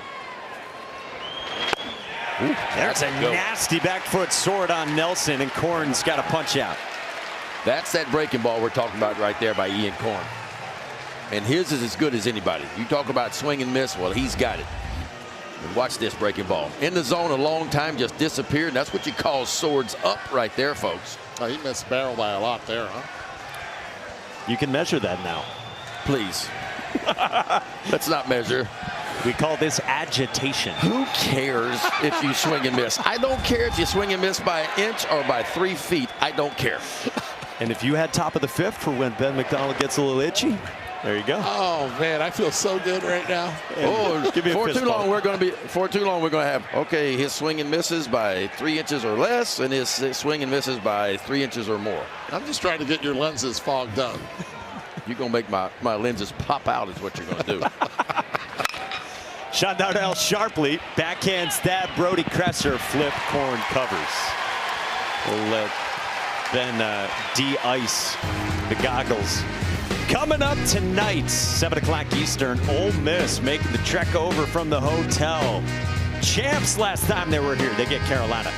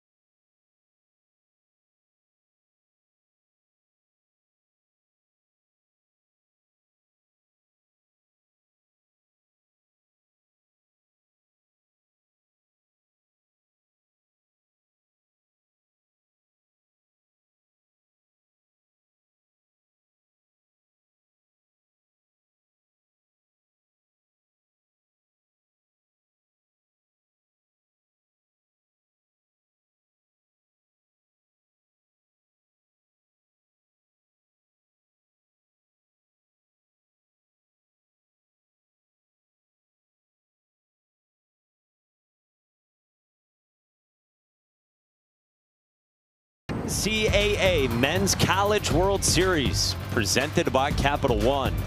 Take this little flight in with us from out beyond right field, Eduardo's favorite camera, right into Charles Schwab Field, where West Virginia has scored in each of its first 4 innings. That's the second longest streak for any team making its debut at the Men's College World Series. I have a lot of favorite cameras here. A lot. That's one of them, though. There's another one for you. How many cameras do we have? 40 plus, I'm told. 40 plus? Wait, I wasn't told that. I was told 40-ish. That's close enough. Plus-ish. Both are correct. You only swung and missed by an inch on that one. Very good. And that but matters. You're still out. I'm still out. 3, 4, and 5 for West Virginia, starting with Paul Schoenfeld. Strikeout looking, and then a ground out to short. Both of those against the starting pitcher for Troy, Benjamin Stubbs. This is now Zach Crotchfeld, who on one pitch got the final out in the bottom of the 4th inning.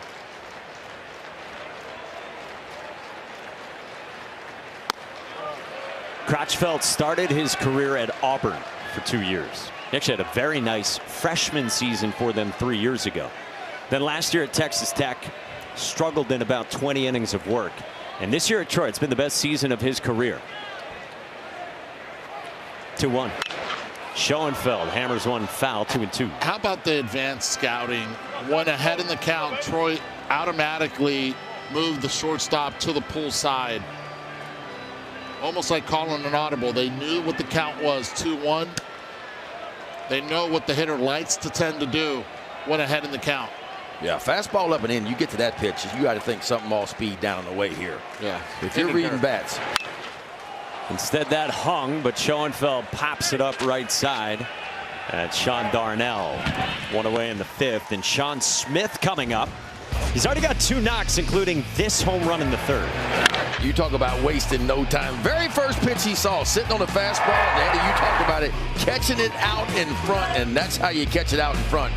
Only 26-degree launch angle, and look off the bat, 109, and it quickly traveled 391 feet. And that creates 3 left turns.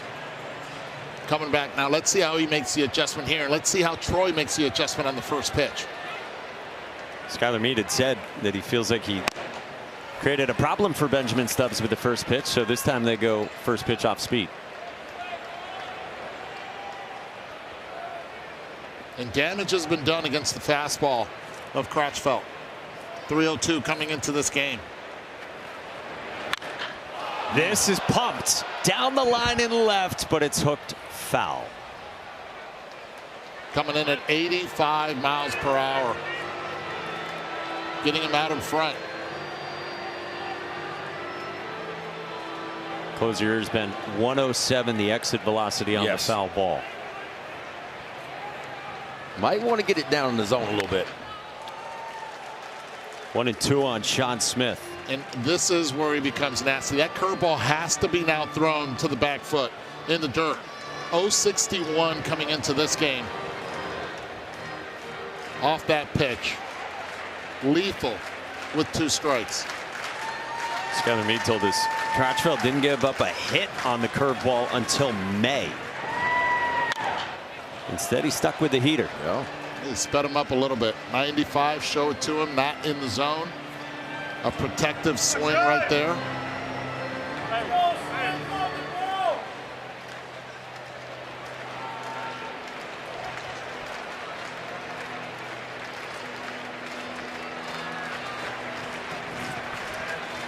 Zach Crutchfield ready with the 1-2. Hit sharply towards short on a hop at Aaron Piasecki. High throw, look out. And Sean Smith's aboard on the throwing error.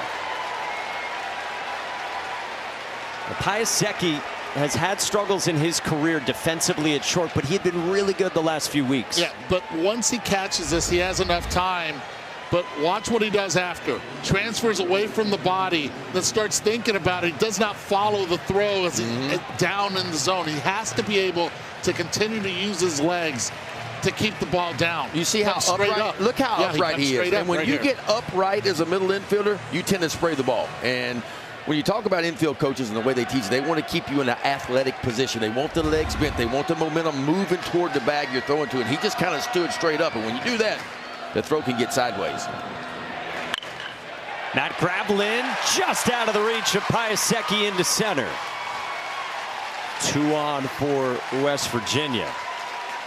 Could it have anything to do, guys, your shortstop releasing the ball with when your first baseman gets to the bag? Watch this. No.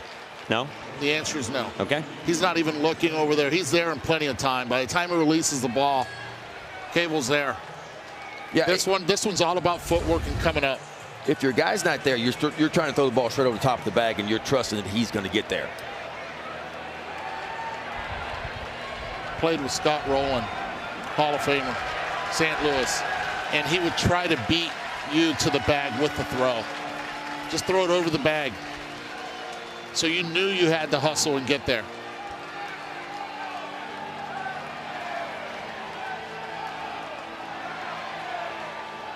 Hey, NBA Finals Game 5. Knicks and Spurs, Saturday, 8:30 Eastern on ABC. NBA tip-offs at 8. You can watch it live or stream it anytime on the ESPN app. Man, what happened to the Spurs the other night? Man, they were up by 100, it felt like, and somehow lost the game. And I can hear Charles Barkley now. That was terrible. Oh, that's terrible. That's just terrible. That guy's a knucklehead. Yeah, it was not 100, it was 29 at one point before the historic comeback. A little reset for Zach Crutchfield after the Skylar Meade visit against Matt Einish, who has walked, scored, and grounded out to first.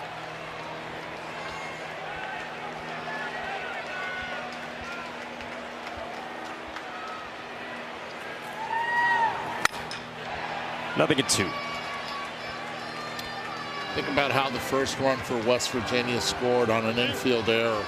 They're trying to capitalize again. You cannot make mistakes with any team in the College World Series. There's a reason they're here. They capitalize on all those mistakes, and they see blood, they go after it.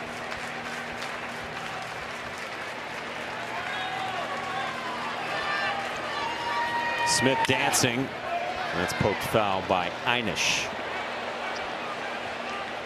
I always thought it was a lot easier to steal third with a left-handed pitcher, but you have to be careful here because it's left on left.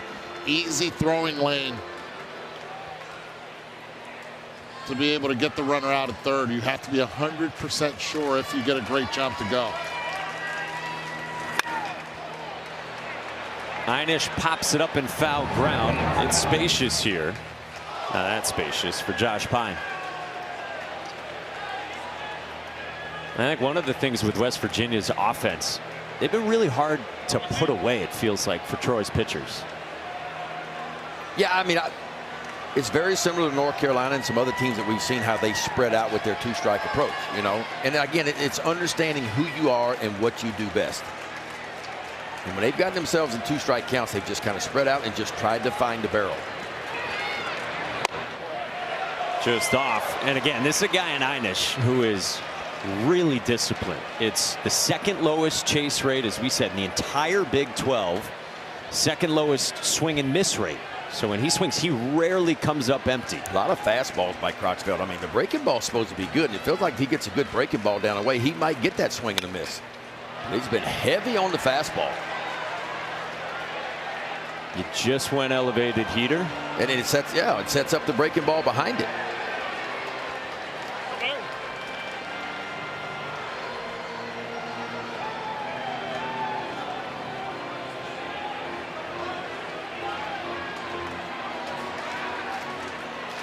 Crotchfield this year left on left. He's about 3/4 of the time throwing his fastball. There's the breaking ball, but it doesn't fool Einish. Yep. It's staying up. That pitch is designed to be on the ground, and sometimes it's about letting him know, pointing out in front where you want that pitch. I mean, for me, he's got two choices. I love a fastball in. If you can shove a fastball, two-seamer on the inside part of the plate here, or the breaking ball's got to be down and away. 1-2.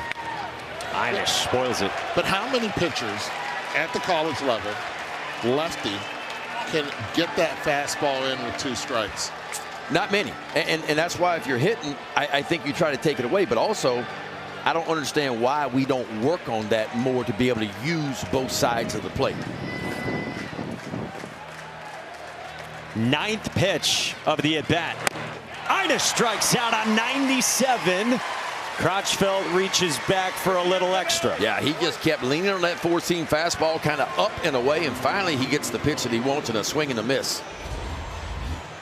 Watch this four-seam fastball, just all you got to the outside edge. Well, Crotchfield's got a good arm, man. A really good arm from the left side. That's at 96 now. Yeah, that's real. And it's got some carry, too. It looks like it's got a little bit of carry through the zone. Skylar Meade told us today he thinks Zach Crotchfield will pitch in the major leagues. 2 on, 2 out now. Bottom 5 for Brody Kresser. Kresser in the 7 spot, singled and scored in the 2nd, and then he flew out to right in the 4th. He's from Jessup, Iowa. They want him in the lineup. They need him in the lineup. Pops this one up into right center field. Houston mark him there. And Zach Crotchfield does his job. He leaves 2 in the 5th.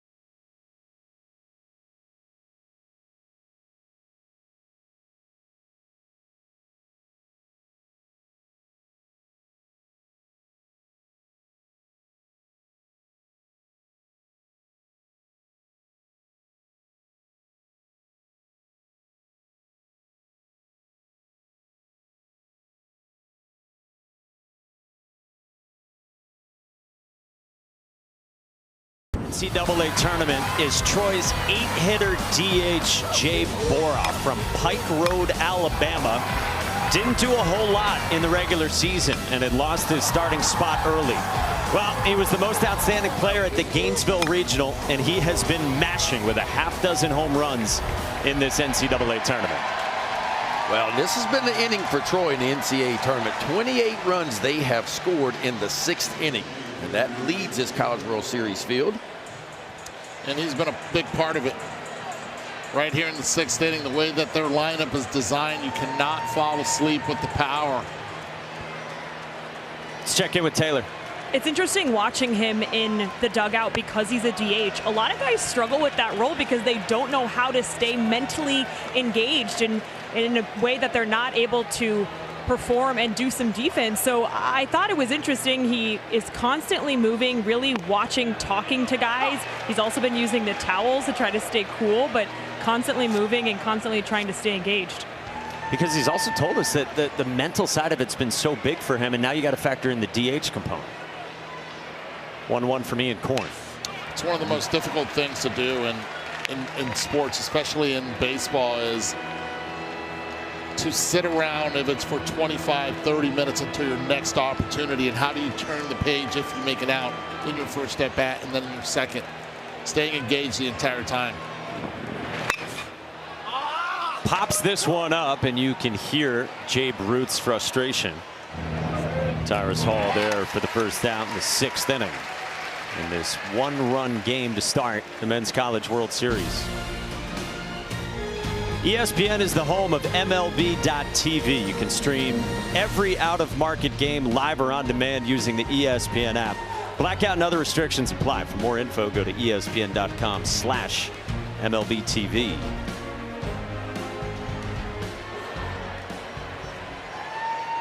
So 1 out, base is empty, and Houston Markham in the 9th spot, 1 for 2 with a single. He scorched his first time.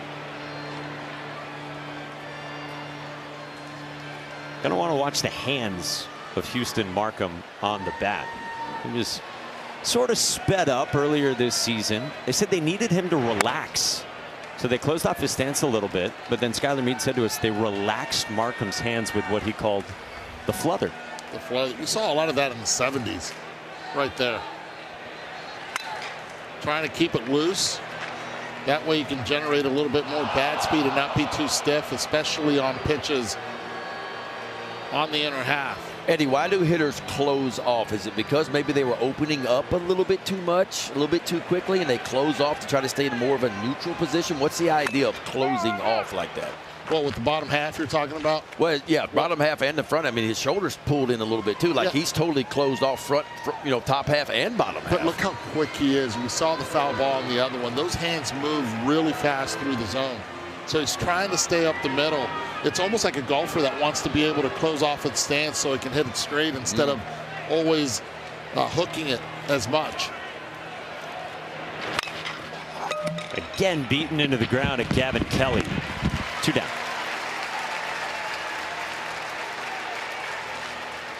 Very nice job, guys, from Ian Korn. Came on in the 3rd. He's issued a couple of walks, but otherwise it's been tidy work from one of their best arms. First team Big 12. Yeah, we talked about it. His 23rd appearance. He does have 3 starts under his belt, but when he comes in the game, he can give you a lot of length. I mean, he's worked 70 1/3 coming in just those 22 appearances. Back to the top, Aaron Piasecki 0 for 3. And that's why these relievers and all these teams have them. There's a couple of guys that can come in and not give you 1 inning or 2. They can give you 3 or 4. They can give you some bulk. Korn spent the previous 4 years at Seton Hill, Division II. And last year, Korn was the D2 National Pitcher of the Year. It was 80+ innings and a 1.81 ERA. 1-2 on Piasecki. And Ian Korn told us the goal was to come here and make it to Omaha, joining this program. Said in my old school we'd get 100 parents and girlfriends. And now he's here at the greatest show on dirt. 1-2. Piasecki in the air, right center. Schoenfeld to his left. Hitting over. More good work from Ian Korn. 1-2-3. Armani Guzman due up third. He's already stolen home in this game for West Virginia. Up a run.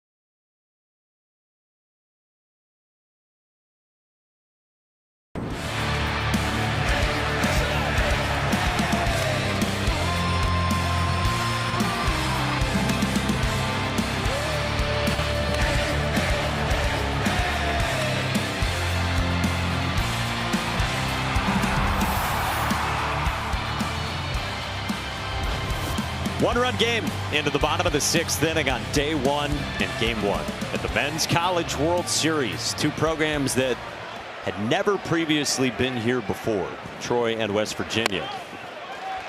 West Virginia, the number 16 national seed, had rousing scenes in Morgantown the last few weeks to get here.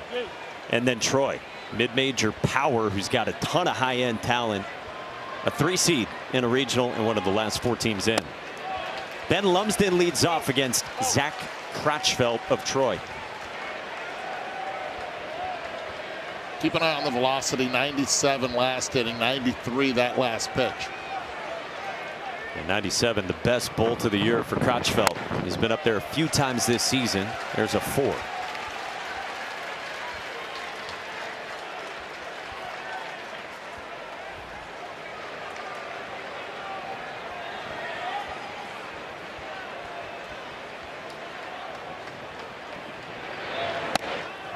And this is 4-pitch walk to the 8-man. And that's the first walk that Crotchfeld has given up. And both walks previous that were given up by Benjamin Stubbs scored. West Virginia being able to take advantage of the errors, the walks, and it starts all over again here in the bottom half of the 6th inning. And Crotchfeld for the season has been the best strike thrower on Skylar Meade's staff. 65% of Crotchfeld's pitches coming in have been strikes. Now the 9-man Tyrus Hall, who had one of those walks you mentioned in the 4th. First pitch swinging, a bolt out to center, and Steve Meyer circles for the first out. Lumsden bluffs, and he's back. How's it going to play here, you guys think, weather-wise, over this week and a half in Omaha? I'll tell you what, I like the start of it. I love the fact, looking in the low 80s, wind blowing out. It's weird. The wind has actually turned around and starting to blow a little bit in, because it was blowing out pretty hard about an hour ago, and now it's starting to kind of blow in from right center field. Oh, it's flag got tangled up out there, you're right. If you're new to this, it's often a prevailing wind blowing in from right field to make this a pitcher's park. So back to the top for West Virginia in the electrifying Armani Guzman, who had one of the signature moments of this entire NCAA tournament in the regionals a few weeks ago on that Monday Game 7. He had the walk-off base hit to move on to a super in the 10th inning against Kentucky. And then he was singing Country Roads with about 4,000 of his friends while he was on a headset after the game. Yeah, really emotional.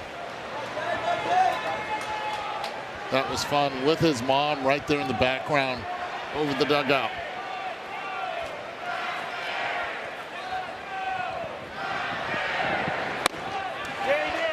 Guzman went around. Guzman's mother, he says, kind of embarrasses him because she's always leading the cheers in the crowd when she's at games. What do you expect from a Dominican mom, man? That's the Latina moms. Been there. I get it. His mother, Clara. Clarita.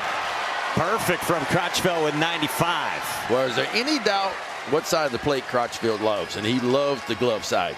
And that's where he seems to work with most of those fastballs. And they're high velocity. Watch Janicki just gently rock to the outside part, and you can't throw a fastball any better than that right there. Interesting, he's gone to it, and it's been electric today. It's worked for him. A pitch that has been hit during the regular season. Not using a lot of the curveball. Well, here's Gavin Kelly, who saw Crutchfield in the fourth and went first pitch swinging on a fly out to right. First pitch swinging here on the heater. I saw in one of our notes, so D1 hitters on off fastballs are hitting 300 overall on the year, but when it gets to 95 and above, they're only hitting 240. Pitcher velo. Yes, on pitcher velo. So velo is a very important part of this. So the average D1 fastball gets hit at 300, which is a very high average, but when you can tick it up 95 and above, it goes all the way down to 240. Kelly can't catch up to 95. And that's where we are in our game, both at the big league level and at the collegiate level, and really at the high school level too, is trying to create velo, because velo gives you swing and miss. Zach Crutchfield's 0-2 to Gavin Kelly. Just up and away. That's close. I love that pitch, 0-2. I hate to see pitchers get 0-2 or 1-2 and just waste a pitch where it's nowhere near the strike zone. I want you to be good enough with your command to really make the hitter make a decision on whether he wants to swing.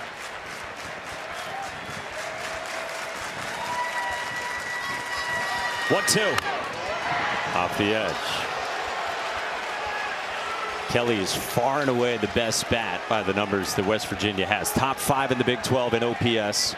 Some say he's a candidate to go first overall next year. Our Kylie McDaniel says top 15 in his eyes. 1 on, 2 out, 2-2. Kelly gets jammed, and he flares it into right. Houston to Markham in, and Zach Crutchfield out. We go to the 7th in Omaha, a tight 1-run game.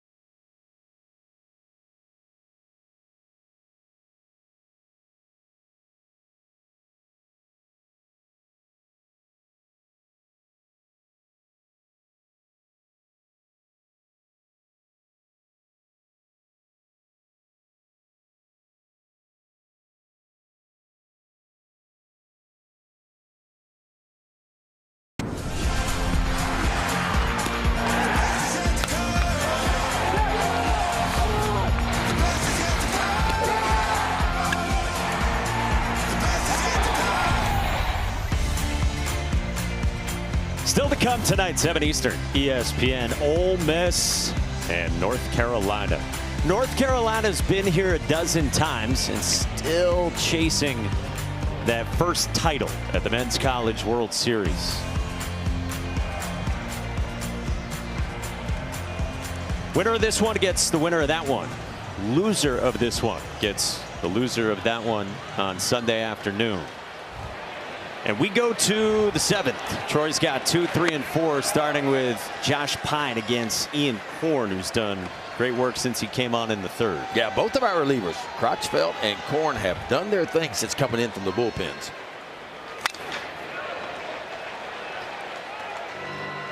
Ian Korn's got a nice little cutter, too. He uses that cutter a lot. He'll throw it inside to lefties, away from righties. Got the curveball and a good fastball to go with it. He's the best strike thrower on West Virginia's staff. And he's ahead in the count 1-2 on Josh Pine.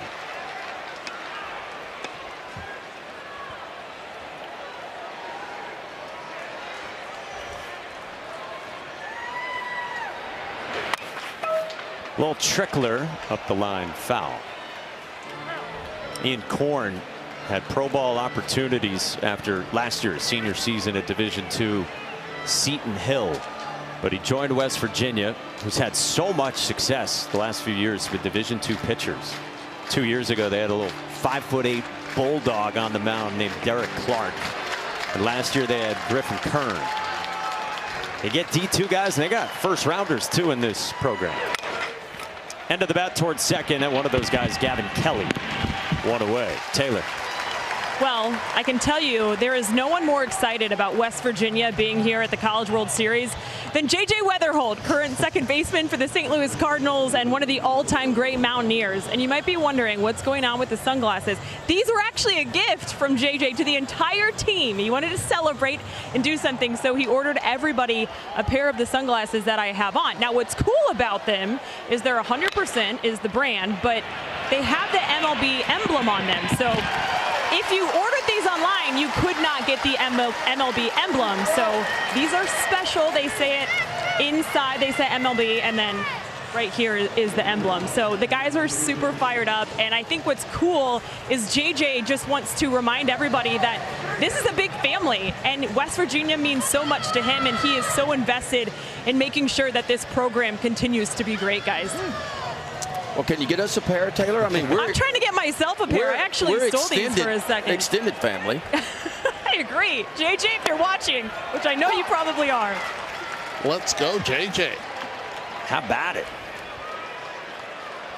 He's had a phenomenal rookie season with the Cardinals. Well, 2 big groundouts against the best bats induced by Ian Korn. And now a ball and a strike on the best bat for Troy, Jimmy Janicki, who doubled on a well-struck ball at 105 in the 3rd and then walked his last time against Korn in the 5th. Hanger roped down the line, foul. Oh, this guy is absolutely strong. Be able to have the bat where he has it, but as soon as the pitch is released, he is in a strong position, as you see where Kylie McDaniel has him in the top 10 prospects for next year's draft. Well, look at his legs and the size of his trunks, man. That's where the power comes from. He hammers this one to left field, and it is gone! And we are tied right on cue. Exit velocity 111 miles per hour off the bat. That equals with the launch 3 turns around the bases, a high hum at 5, and a landing by the dugout. Their leader, their offensive threat, puts them right back in this game, all tied at 5. It looked like a hanging breaking ball, too. And it was. Look at it hanging up. And he just kind of goes out and circles it, too, on the outer part of the plate. The body got a little bit out in front, but, boy, he kept those hands back, and he found the barrel. I don't care about the body getting out in front. You see how stable it is right there. He hit that that firm front side, and when he did, he just threw his hands at it and the barrel at it. And that would be home run number 20 on the year and RBI number 86. For Janicki. That's easy pop. Easy pop right there. Whew. You said 111, and how about 430 feet for number 20 for Jimmy Janicki. Steve Meyer pops it up behind home plate, and Matt Grablin maintains his footing. We're tied. I'm going to steal a line from my partner here to my right.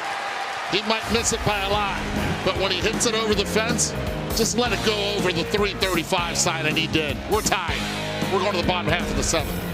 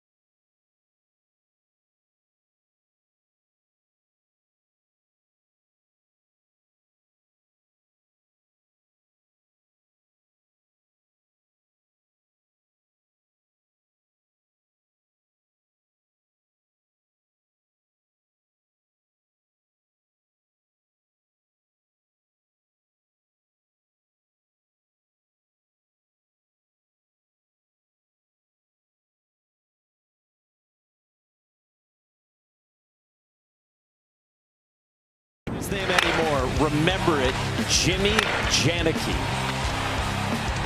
That's impressive, man. That is big time. Kid's going to be an early first rounder next year. And when you come to Omaha, you need your stars to show up. And boy, he has shown up in a big way. 4 at-bats for Janicki. He's been on base 3 out of 4 times. And a couple of extra base hits, including his 20th long ball of the year. So we're tied, and we go to the bottom of the 7th at 5-all. 3, 4, and 5. Paul Schoenfeld, hard hit, but right at Blake Cavell. 1 away. That's exactly what you need as well. Tie the ball game up. Now it's about pitching and defense. Keeping it there, allowing the offense to take over. Both stoppers into the game. Zach Crotchfeld and Ian Korn. And Crotchfeld now faces maybe the guy who's had the best at bats, the most comfortable looking swings, would you say, for West Virginia, and Sean Smith? Yeah. Hit his 10th home run back in the 3rd inning. You talk about fill up a batter's box. He does that. From Moss Point, Mississippi. Steve Saban's told us this morning. Southern country, humble, strong, and a big old teddy bear. And he's got to be careful. You homer again, you might need to do an interview. And Steve Saban's told us Sean Smith he doesn't love the post-game interview. I'll tell you this, though. He's no teddy bear when he's at the plate. No, when he gets it, it's a collision at home plate is what it is. The Georgia Southern transfer. Big cut there on 93, and it's 1-2. Looks like a former teammate of yours at LSU at the plate. Lau Mouton? Or Albert Bell? I went Albert Bell. Yeah, either one. He's got a little Lau Mouton in him, too. Lau's a little bit bigger. Yeah. 1-2. Up and in, nearly hit Sean Smith. Was it Joey Bell, though, in LSU? Oh, yeah. Joey Bell. Better known as Albert now. I'm sure he's watching. He's a big College World Series fan.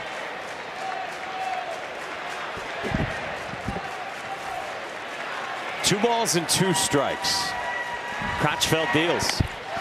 And this one he did not make contact with, and Janicki completes the strikeout. 2 down. For the latest news, insight, and in-depth analysis from the 26th Men's College World Series, go to NCAA.com, the official online home for all NCAA championships. That's Owen Hall, the center fielder who bats top 3 in the lineup for Scott Forbes' North Carolina team. The Heels in the house going up against Ole Miss. Ole Miss making their 7th appearance here at the College World Series. Last time Ole Miss was here back in 2022 when they won their national title.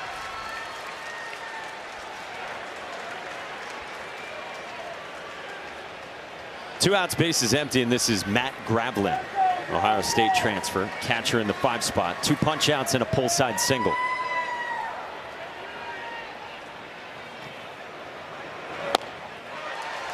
Nothing at 2.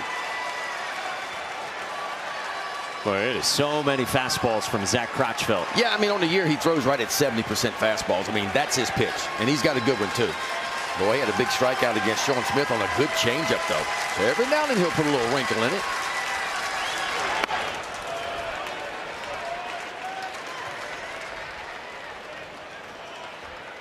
Zach Crotchfeld was once a big-time high school prospect. Told you, he went to Auburn for a couple years, then Texas Tech, and now fulfilling all the promise with Troy. 1-2. Yes, Strike 3 called with 94 painted. That's what you call a little paint piece right there from Crotchfeld. Watch where Janicki sets up the catcher for Troy. Just rocks to the outside part of the plate. A little two-seamer. Knock a little paint off the outside corner. Troy is off the field, folks, so we got a ball game for you. We are all square.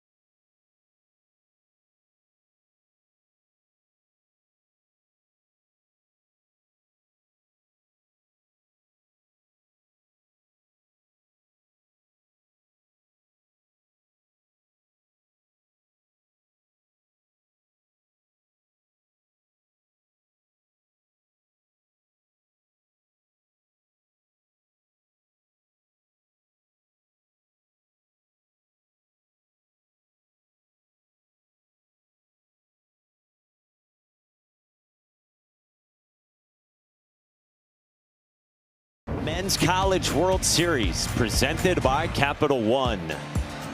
Phenomenal ball game to get it started with the 8 teams left standing playing college baseball. 8th inning on the way, 5-5 the score between a couple first-time programs in Omaha.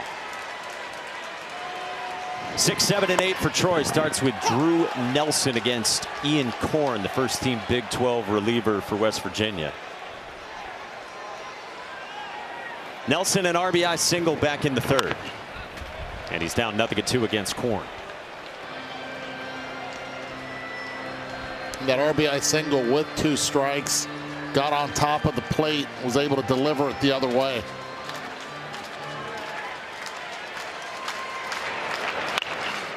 On the ground left side to the 3rd baseman, Tyrus Hall. Wow. Not in time. Hall didn't get rid of it quickly enough to get Drew Nelson, who's on to start the 8th. Tell you what, Drew Nelson only 5 stolen bases on the year. Make it 6 with the one he's got today, but he got down the line right here. And Tyrus Hall just didn't recognize the speed of Drew Nelson. The great Don Zammer would say, once you hit the ball, your best ability is just to run hard. It doesn't take much, and that's exactly what Nelson did. Put the ball in play, didn't even look if the play was being made. He just beelined it straight to first base. All hustle. Hustle single. We always talk about hustle doubles, but that's getting out of the box right there. See where he steps on the bag, right on the front part of the bag, exactly how you're supposed to do it. What, if anything, could Tyrus Hall have done differently at 3rd? Just get rid of it a little quicker. Yeah. I mean, to me, he just took maybe a couple of extra steps that he didn't need to take.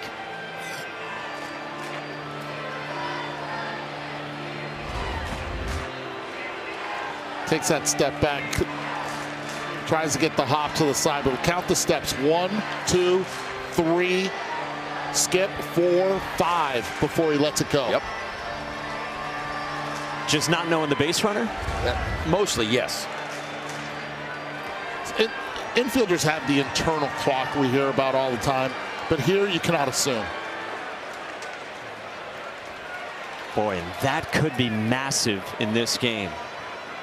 Here's Sean Darnell, who's doubled twice, squares here, and gets it down back at Korn, who handles it. Sack successful. Nelson to second, in scoring position with one away. Really good execution there. Moving up on the plate, deadening the baseball. Only one play, sacrificing yourself to get the go-ahead run to second base. For maybe the hottest hitter in the sport, Jay Boroff. And this is where Troy has been outstanding today. Runners in scoring position, they are 4 for 8. West Virginia just 1 for 8 in that department. First pitch up high to Boroff, who only got this opportunity late in the season, right around May 10th, because of a couple injuries. Jimmy Janicki, the starting catcher, had tweaked his groin. The number 2 catcher, a really talented freshman, Caden Reeves, got hit with a breaking ball and was out with a concussion. And then the number 3 catcher, Cole Garner, had shoulder surgery. So that's how Jabe Ruth was born. And he told us, you never wish that on anyone. But he said, I had 0 chance of getting into the lineup unless something like that happened. It left an opportunity for me, and he said he's so thankful he made a run with it. That's why you work while you wait. And some kids get bad attitudes because they can't get in the game, but you continue to work because you never know. You just never know when your number's going to be called. How about this timeout? Last time there was a timeout, they were able to slow down the hitter, and this is a really good timeout as well. A pitch that was up and in, not a lot of break, and he's trying to swing for the fences. He's strong enough, he doesn't have to try to swing for the fences. Just look for a pitch out front, down the middle, and be disciplined. 1-1. Fouled away 1 and 2. And he'll do that. He'll take some massive cuts, his teammates were telling us yesterday. Thing is, he doesn't even have to barrel it to hit it out of the ballpark. His wrists are so strong, his forearms.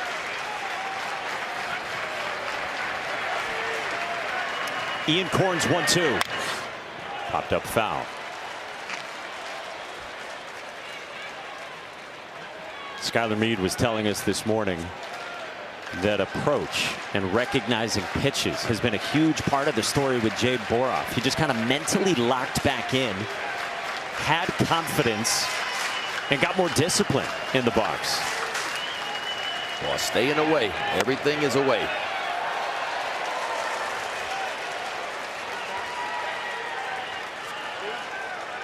Troy was a pretty average team this year. You look at runners in scoring position, they hit 283 as a team this year. That was 172 out of 303 Division I teams, but well over 300 in the NCAA tournament. That's why the tick up in offense.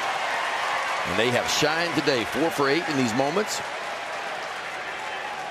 First base open. He does not have to throw a fastball here. That's the pitch he crushes. Korn's been kind of leaning on that little cutter of his. He likes it just off the outside edge. 3-2. Strike 3 called. Wow, top of the zone for out number 2. Little front door breaking ball right there for the strikeout. Let's take a look at this pitch sequence from Ian Korn to Boroff. So first pitch he started with an elevated fastball. So ball 1. Then like a little backup cutter, so 1-1. Another backup cutter elevated, gets away with that one. Then he gets it where he wants it, a little cutter on the outside part of the plate. There's another one, so kind of staying to the outside part, a third cutter, and then finally that big curveball that starts on the front door. And now Houston Markham bounces it short. Matt Einish on the run, got him to end the inning, and Ian Korn's out of trouble in the 8th. That's an excellent play defensively coming in. You know you have to hurry with Markham's speed. And this is a do-or-die type play. No other way of making it except this way. Bang, bang at first, getting out of the inning.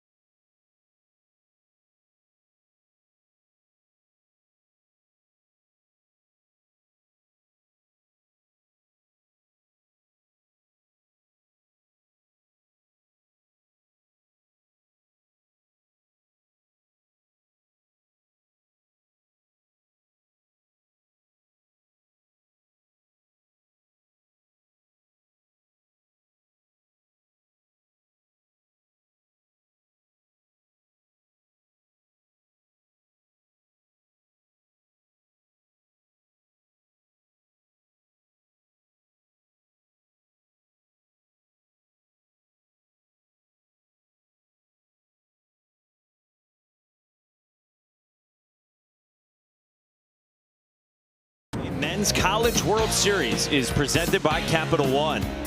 What's in your wallet? Well, it's so important to win the first game here in Omaha. The past 44 College World Series, only 4 teams have lost their first game and gone on to win the national title. Bottom of the 8th inning, 5-5 our score. 6, 7, and 8 for West Virginia, starting with Matt Einish, who pulls one into right field, and the leadoff man is on for West Virginia. You make a great play to end the top half of the 8th inning. You lead off, first pitch, you get on base. That's what you call hunting a heater right there. That wasn't even a strike. That ball looked like it was above the top of the zone. But Einish does a good job of just going up top shelf and just flattening out his swing. Watch how flat this swing is. Just matches the plane of the ball on a pitch that's not even close to being a strike. And a good start for West Virginia here in the bottom of the 8th.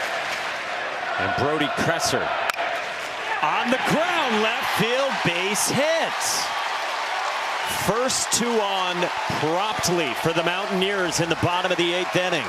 Josh Payne playing in, anticipating the bunt. And again, first pitch by West Virginia, being aggressive this inning. Now you're in a bunting situation. Well, it's like we talked about. Crotchfeld throws 70% fastballs, right? That's what he does. And so West Virginia just came up and they just hunt the first pitch fastball in both of these at-bats. They got a chance here to make a little bit of noise. Now, Lumsden's already got 1 sacrifice bunt today. You would think he's going to put another one down. Hey, Game 6 of the Stanley Cup Final is in Vegas. Hurricanes and Golden Knights. That's Sunday, 8 Eastern on ABC. Also on the ESPN app. Carolina trying to close it out and win the Cup. So certainly expecting bunt here from Lumsden. We both agree? We all agree? 100%. Now, this conversation is if the corners do crash in and he sees an opportunity up the middle where the second baseman vacates and so does the shortstop, then take your swing. And we'll see how Troy plays this. There's a lot of things they could do. They could crash the first baseman really hard and get right in the face and try to get the lead out over at third. They could put the wheel play on, have everybody moving.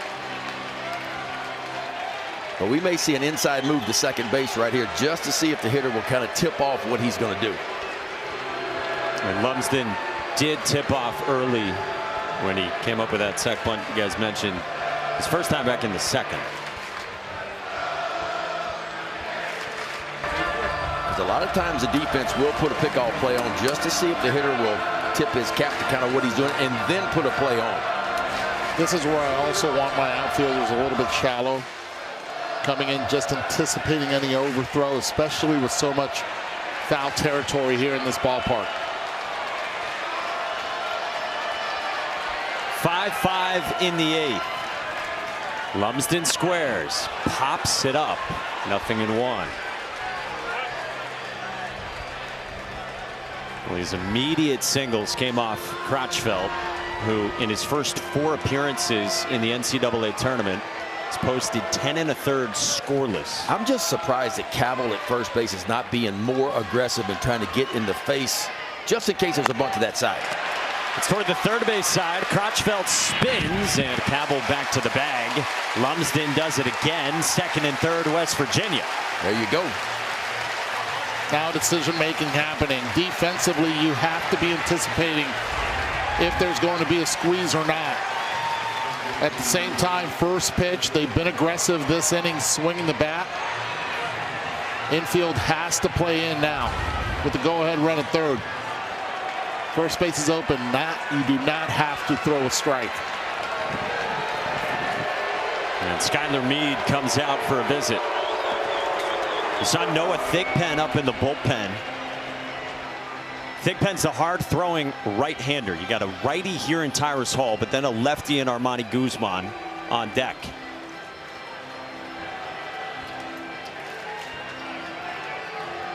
Thigpen just recently has found his form as a closer. Moved to the bullpen.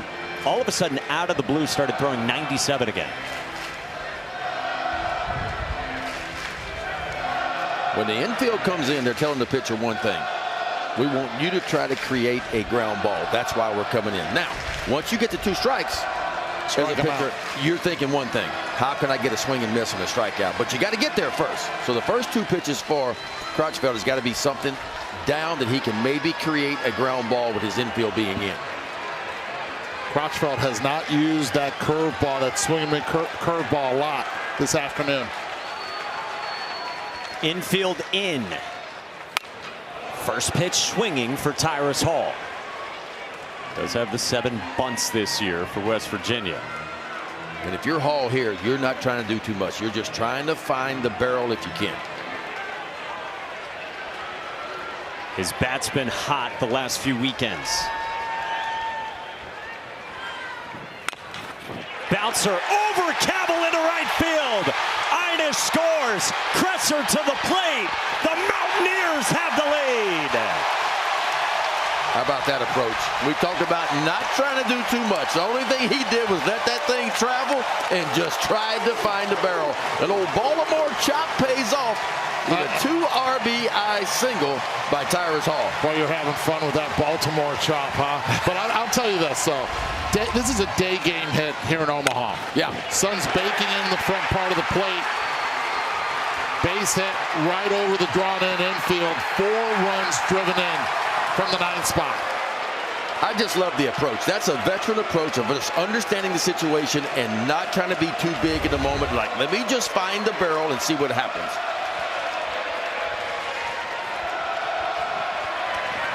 And listen to this place supporting West Virginia. I mean, man, did they show up here in Omaha, and they're letting the Mountaineers hear it. I love exit velocity too, like you guys do. I love exit velocity, but sometimes it just pays off. We're going to have a review on the pickoff attempt from Zach Crutchfield trying to get Tyrus Hall.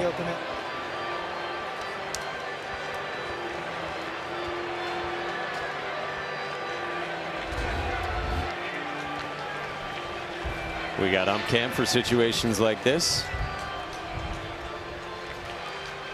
Oh, that is close.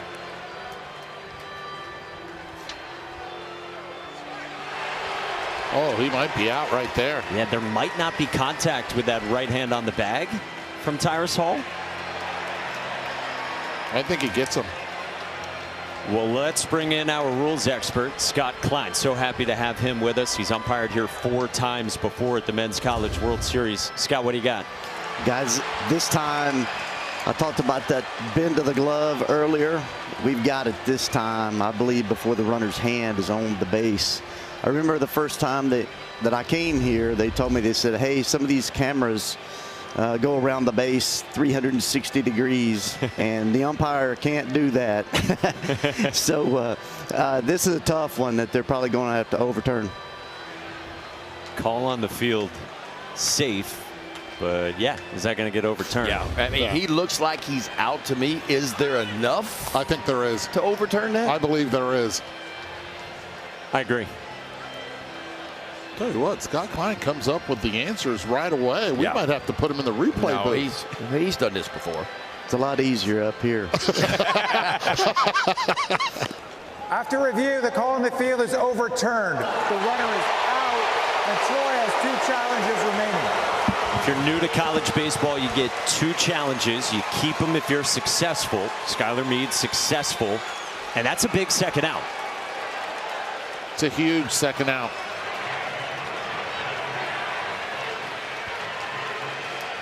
Troy will have the top of the order in the top of the 9th, trying to keep the margin at 2. So the base is empty for Armani Guzman. There's a curveball for a strike.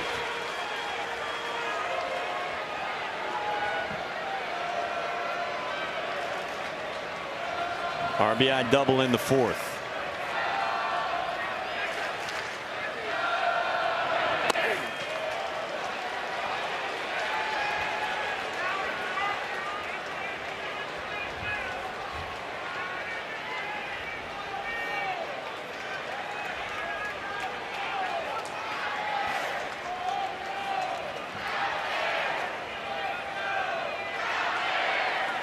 One. Roller foul, and it's 1-2 on Guzman.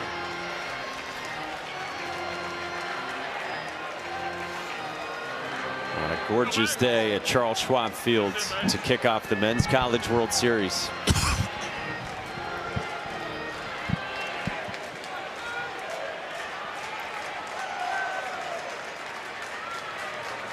Zach Crotchfeld ready with a 1-2.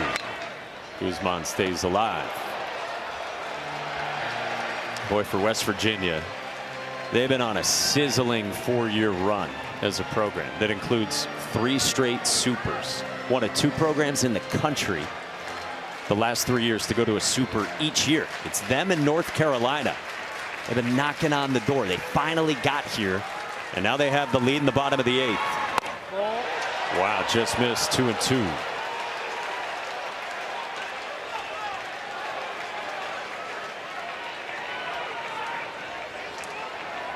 Sean Smith's had a big day. He homered in the 3rd. Let's go! West Virginia has showed out in Omaha. 2-2. Guzman hooks it foul.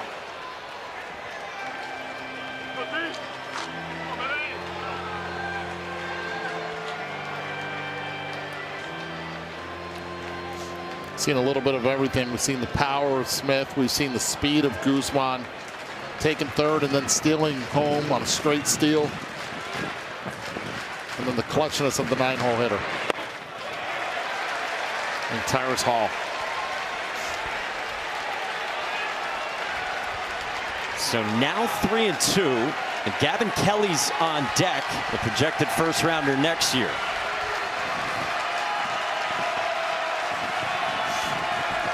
Payoff pitch, cut and a miss. Crotchfeld ends the inning, but Tyrus Hall does it again. Batting in the 9th spot, he has 10 RBIs in his last 3 games. West Virginia is 3 outs away from starting its first trip with a win.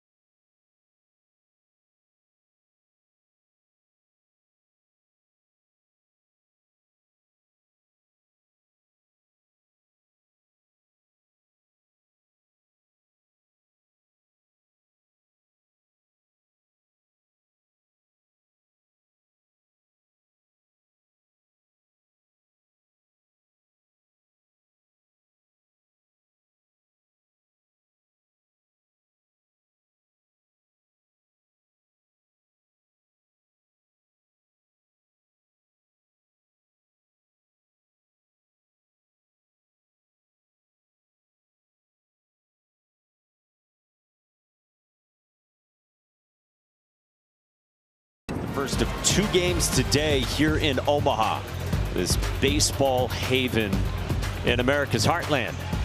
Top 9, Troy's down by 2 now after Tyrus Hall came through for West Virginia, and Troy sends up the top of its order against Ian Corn, who's been fabulous. Aaron Piasecki is 0 for 4 out of the leadoff spot, and he faces Corn, who's gone 5 1/3. The longest relief outing for Ian Corn this season. Did have a 6-inning start at the end of the regular season against TCU, where he went 100 pitches.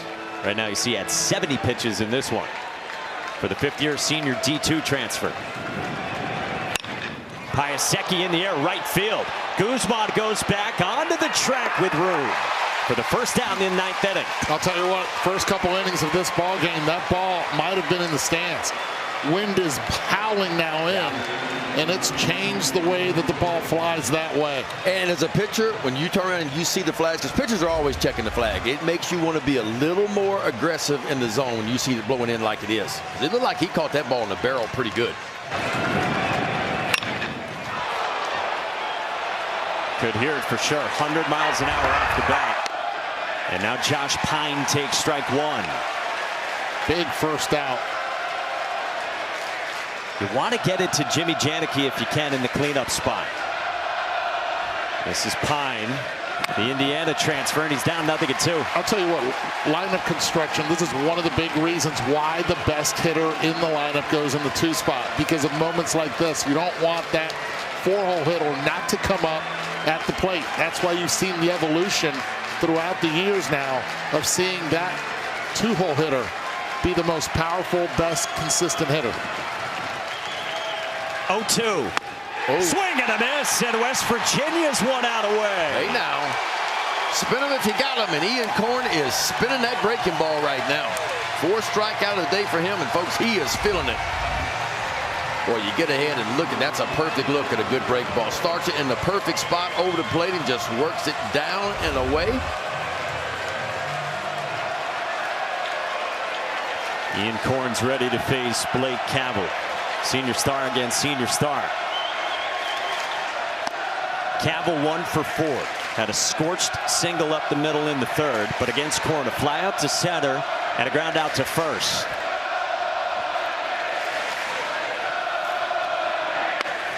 .439 on base percentage coming into this game.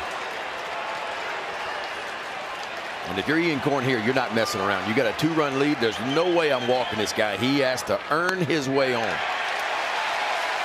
Cavill has one of the lowest chase rates in the Sun Belt. Skylar Meade says this guy wakes up thinking about how to get a walk. Can he get on for Janicki? 2-1. That's away. 3-1. I got him taking here full. And this is when you take your fastball and you throw it right down the heart of the plate. Round ball, round bat, and the hitter's trying to square it up. That's in. It's ball 4. With the slider, and it brings up Jimmy Janicki, the superstar sophomore who pounded a home run 430 feet his last time in the 7th inning. Yeah, this is what he did the 7th inning. Got him a hanging breaking ball, just went out and circled it. The body got out in front before the hands didn't. His 20th long ball of the year, his 86th RBI.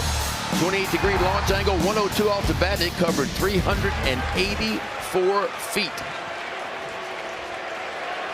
Now Steve Sabins trudges out from the 3rd base West Virginia dugout. Oh, this is a smart call. He's already seen enough. You got Dawson Montesa on the left, the righty, and then Ben McDougal, the lefty, on the right. The advantage would go to Janicki, especially having seen all of his pitches. Maybe give him a different look. Or do you stick with your 5th-year senior guy? No. He's making the call. Janicki has walked and homered in his 2 looks at Korn. Korn departs to a big ovation from his West Virginia fans in Omaha. Jimmy Janicki bats when we come back.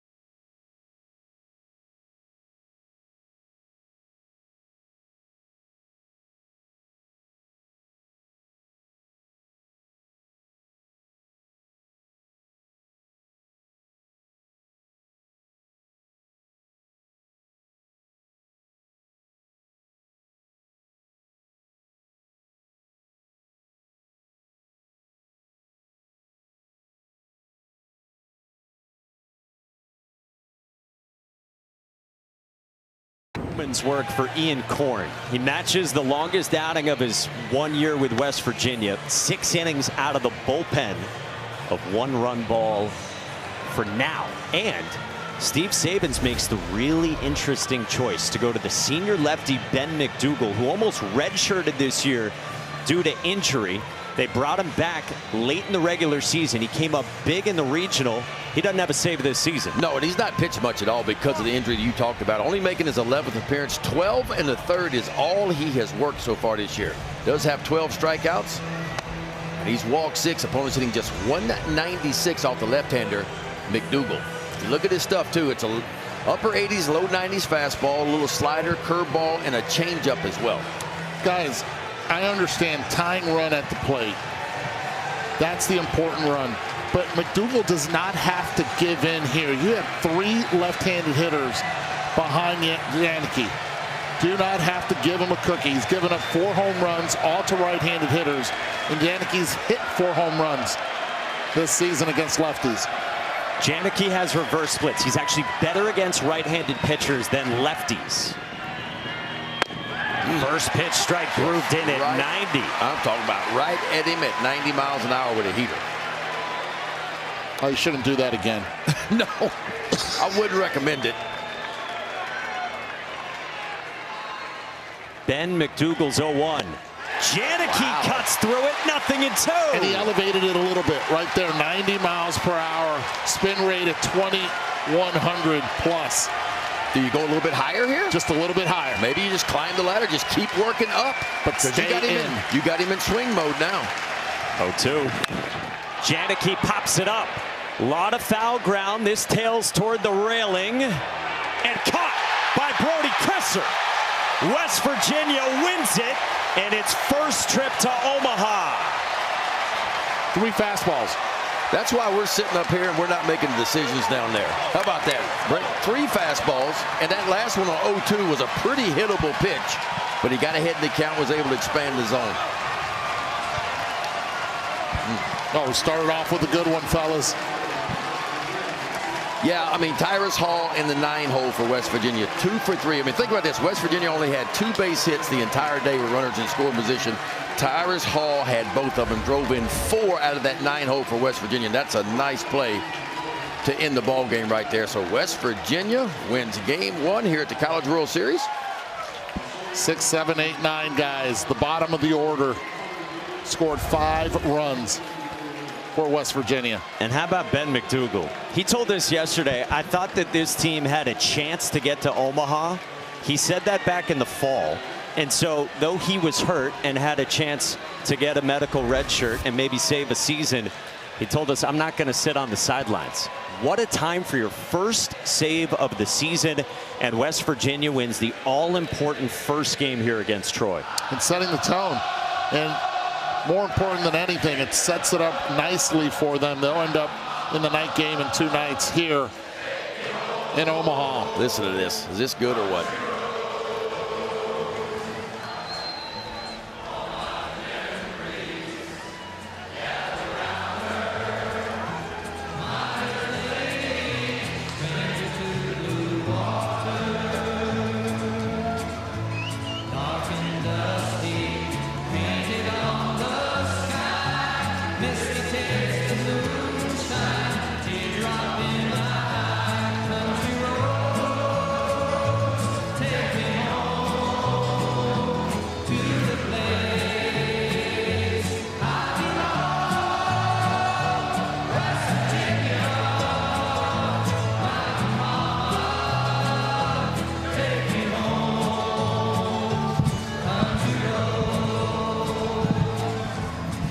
John Denver's words travel 980 miles. And time for Capital One's rewarding performance. And it comes from the 9-hole. 4 runs driven in, all by Tyrus Hall. First ambushing on a changeup, and then using the field the other way to drive in the jugular. 2 runs, putting them ahead by 2, and that's all it took to get West Virginia up. Tyrus Hall with Taylor. Thank you. How good is your singing voice? It's not bad. I've been singing a long time here, so it's getting better. Every win we're singing, so it's getting better. You're also good with runners in scoring position. You come up twice with runners on and ready to score. What's your mindset when you step into the batter's box in those spots? Go jump on a heater, be aggressive, get somebody can drive. You guys are so aggressive on the base paths as you've been all season. How does that impact a game? It puts a lot of pressure on the defense, and all these guys know that we like to run and we're very aggressive, so it puts a lot of pressure on them. Ian Korn, huge out of the bullpen for you guys today. What did you see from him as the way he was able to attack? He's kept his pace and just kept attacking, head down no matter what. Gave up a bomb, but came right back at it. Thank you. Mike? Taylor, thank you. Tyrus Hall has been special these last few weekends. What a start for West Virginia in the first game of the Men's College World Series. Coming up next, it's Sports Center with Jay Harris. And at 7 Eastern, Ole Miss and North Carolina. For Taylor McGregor, Eduardo Perez, Ben McDonald, and our entire crew led by Joe McCoy and Billy Proctor, Mike Monaco saying thanks for joining us here in Omaha.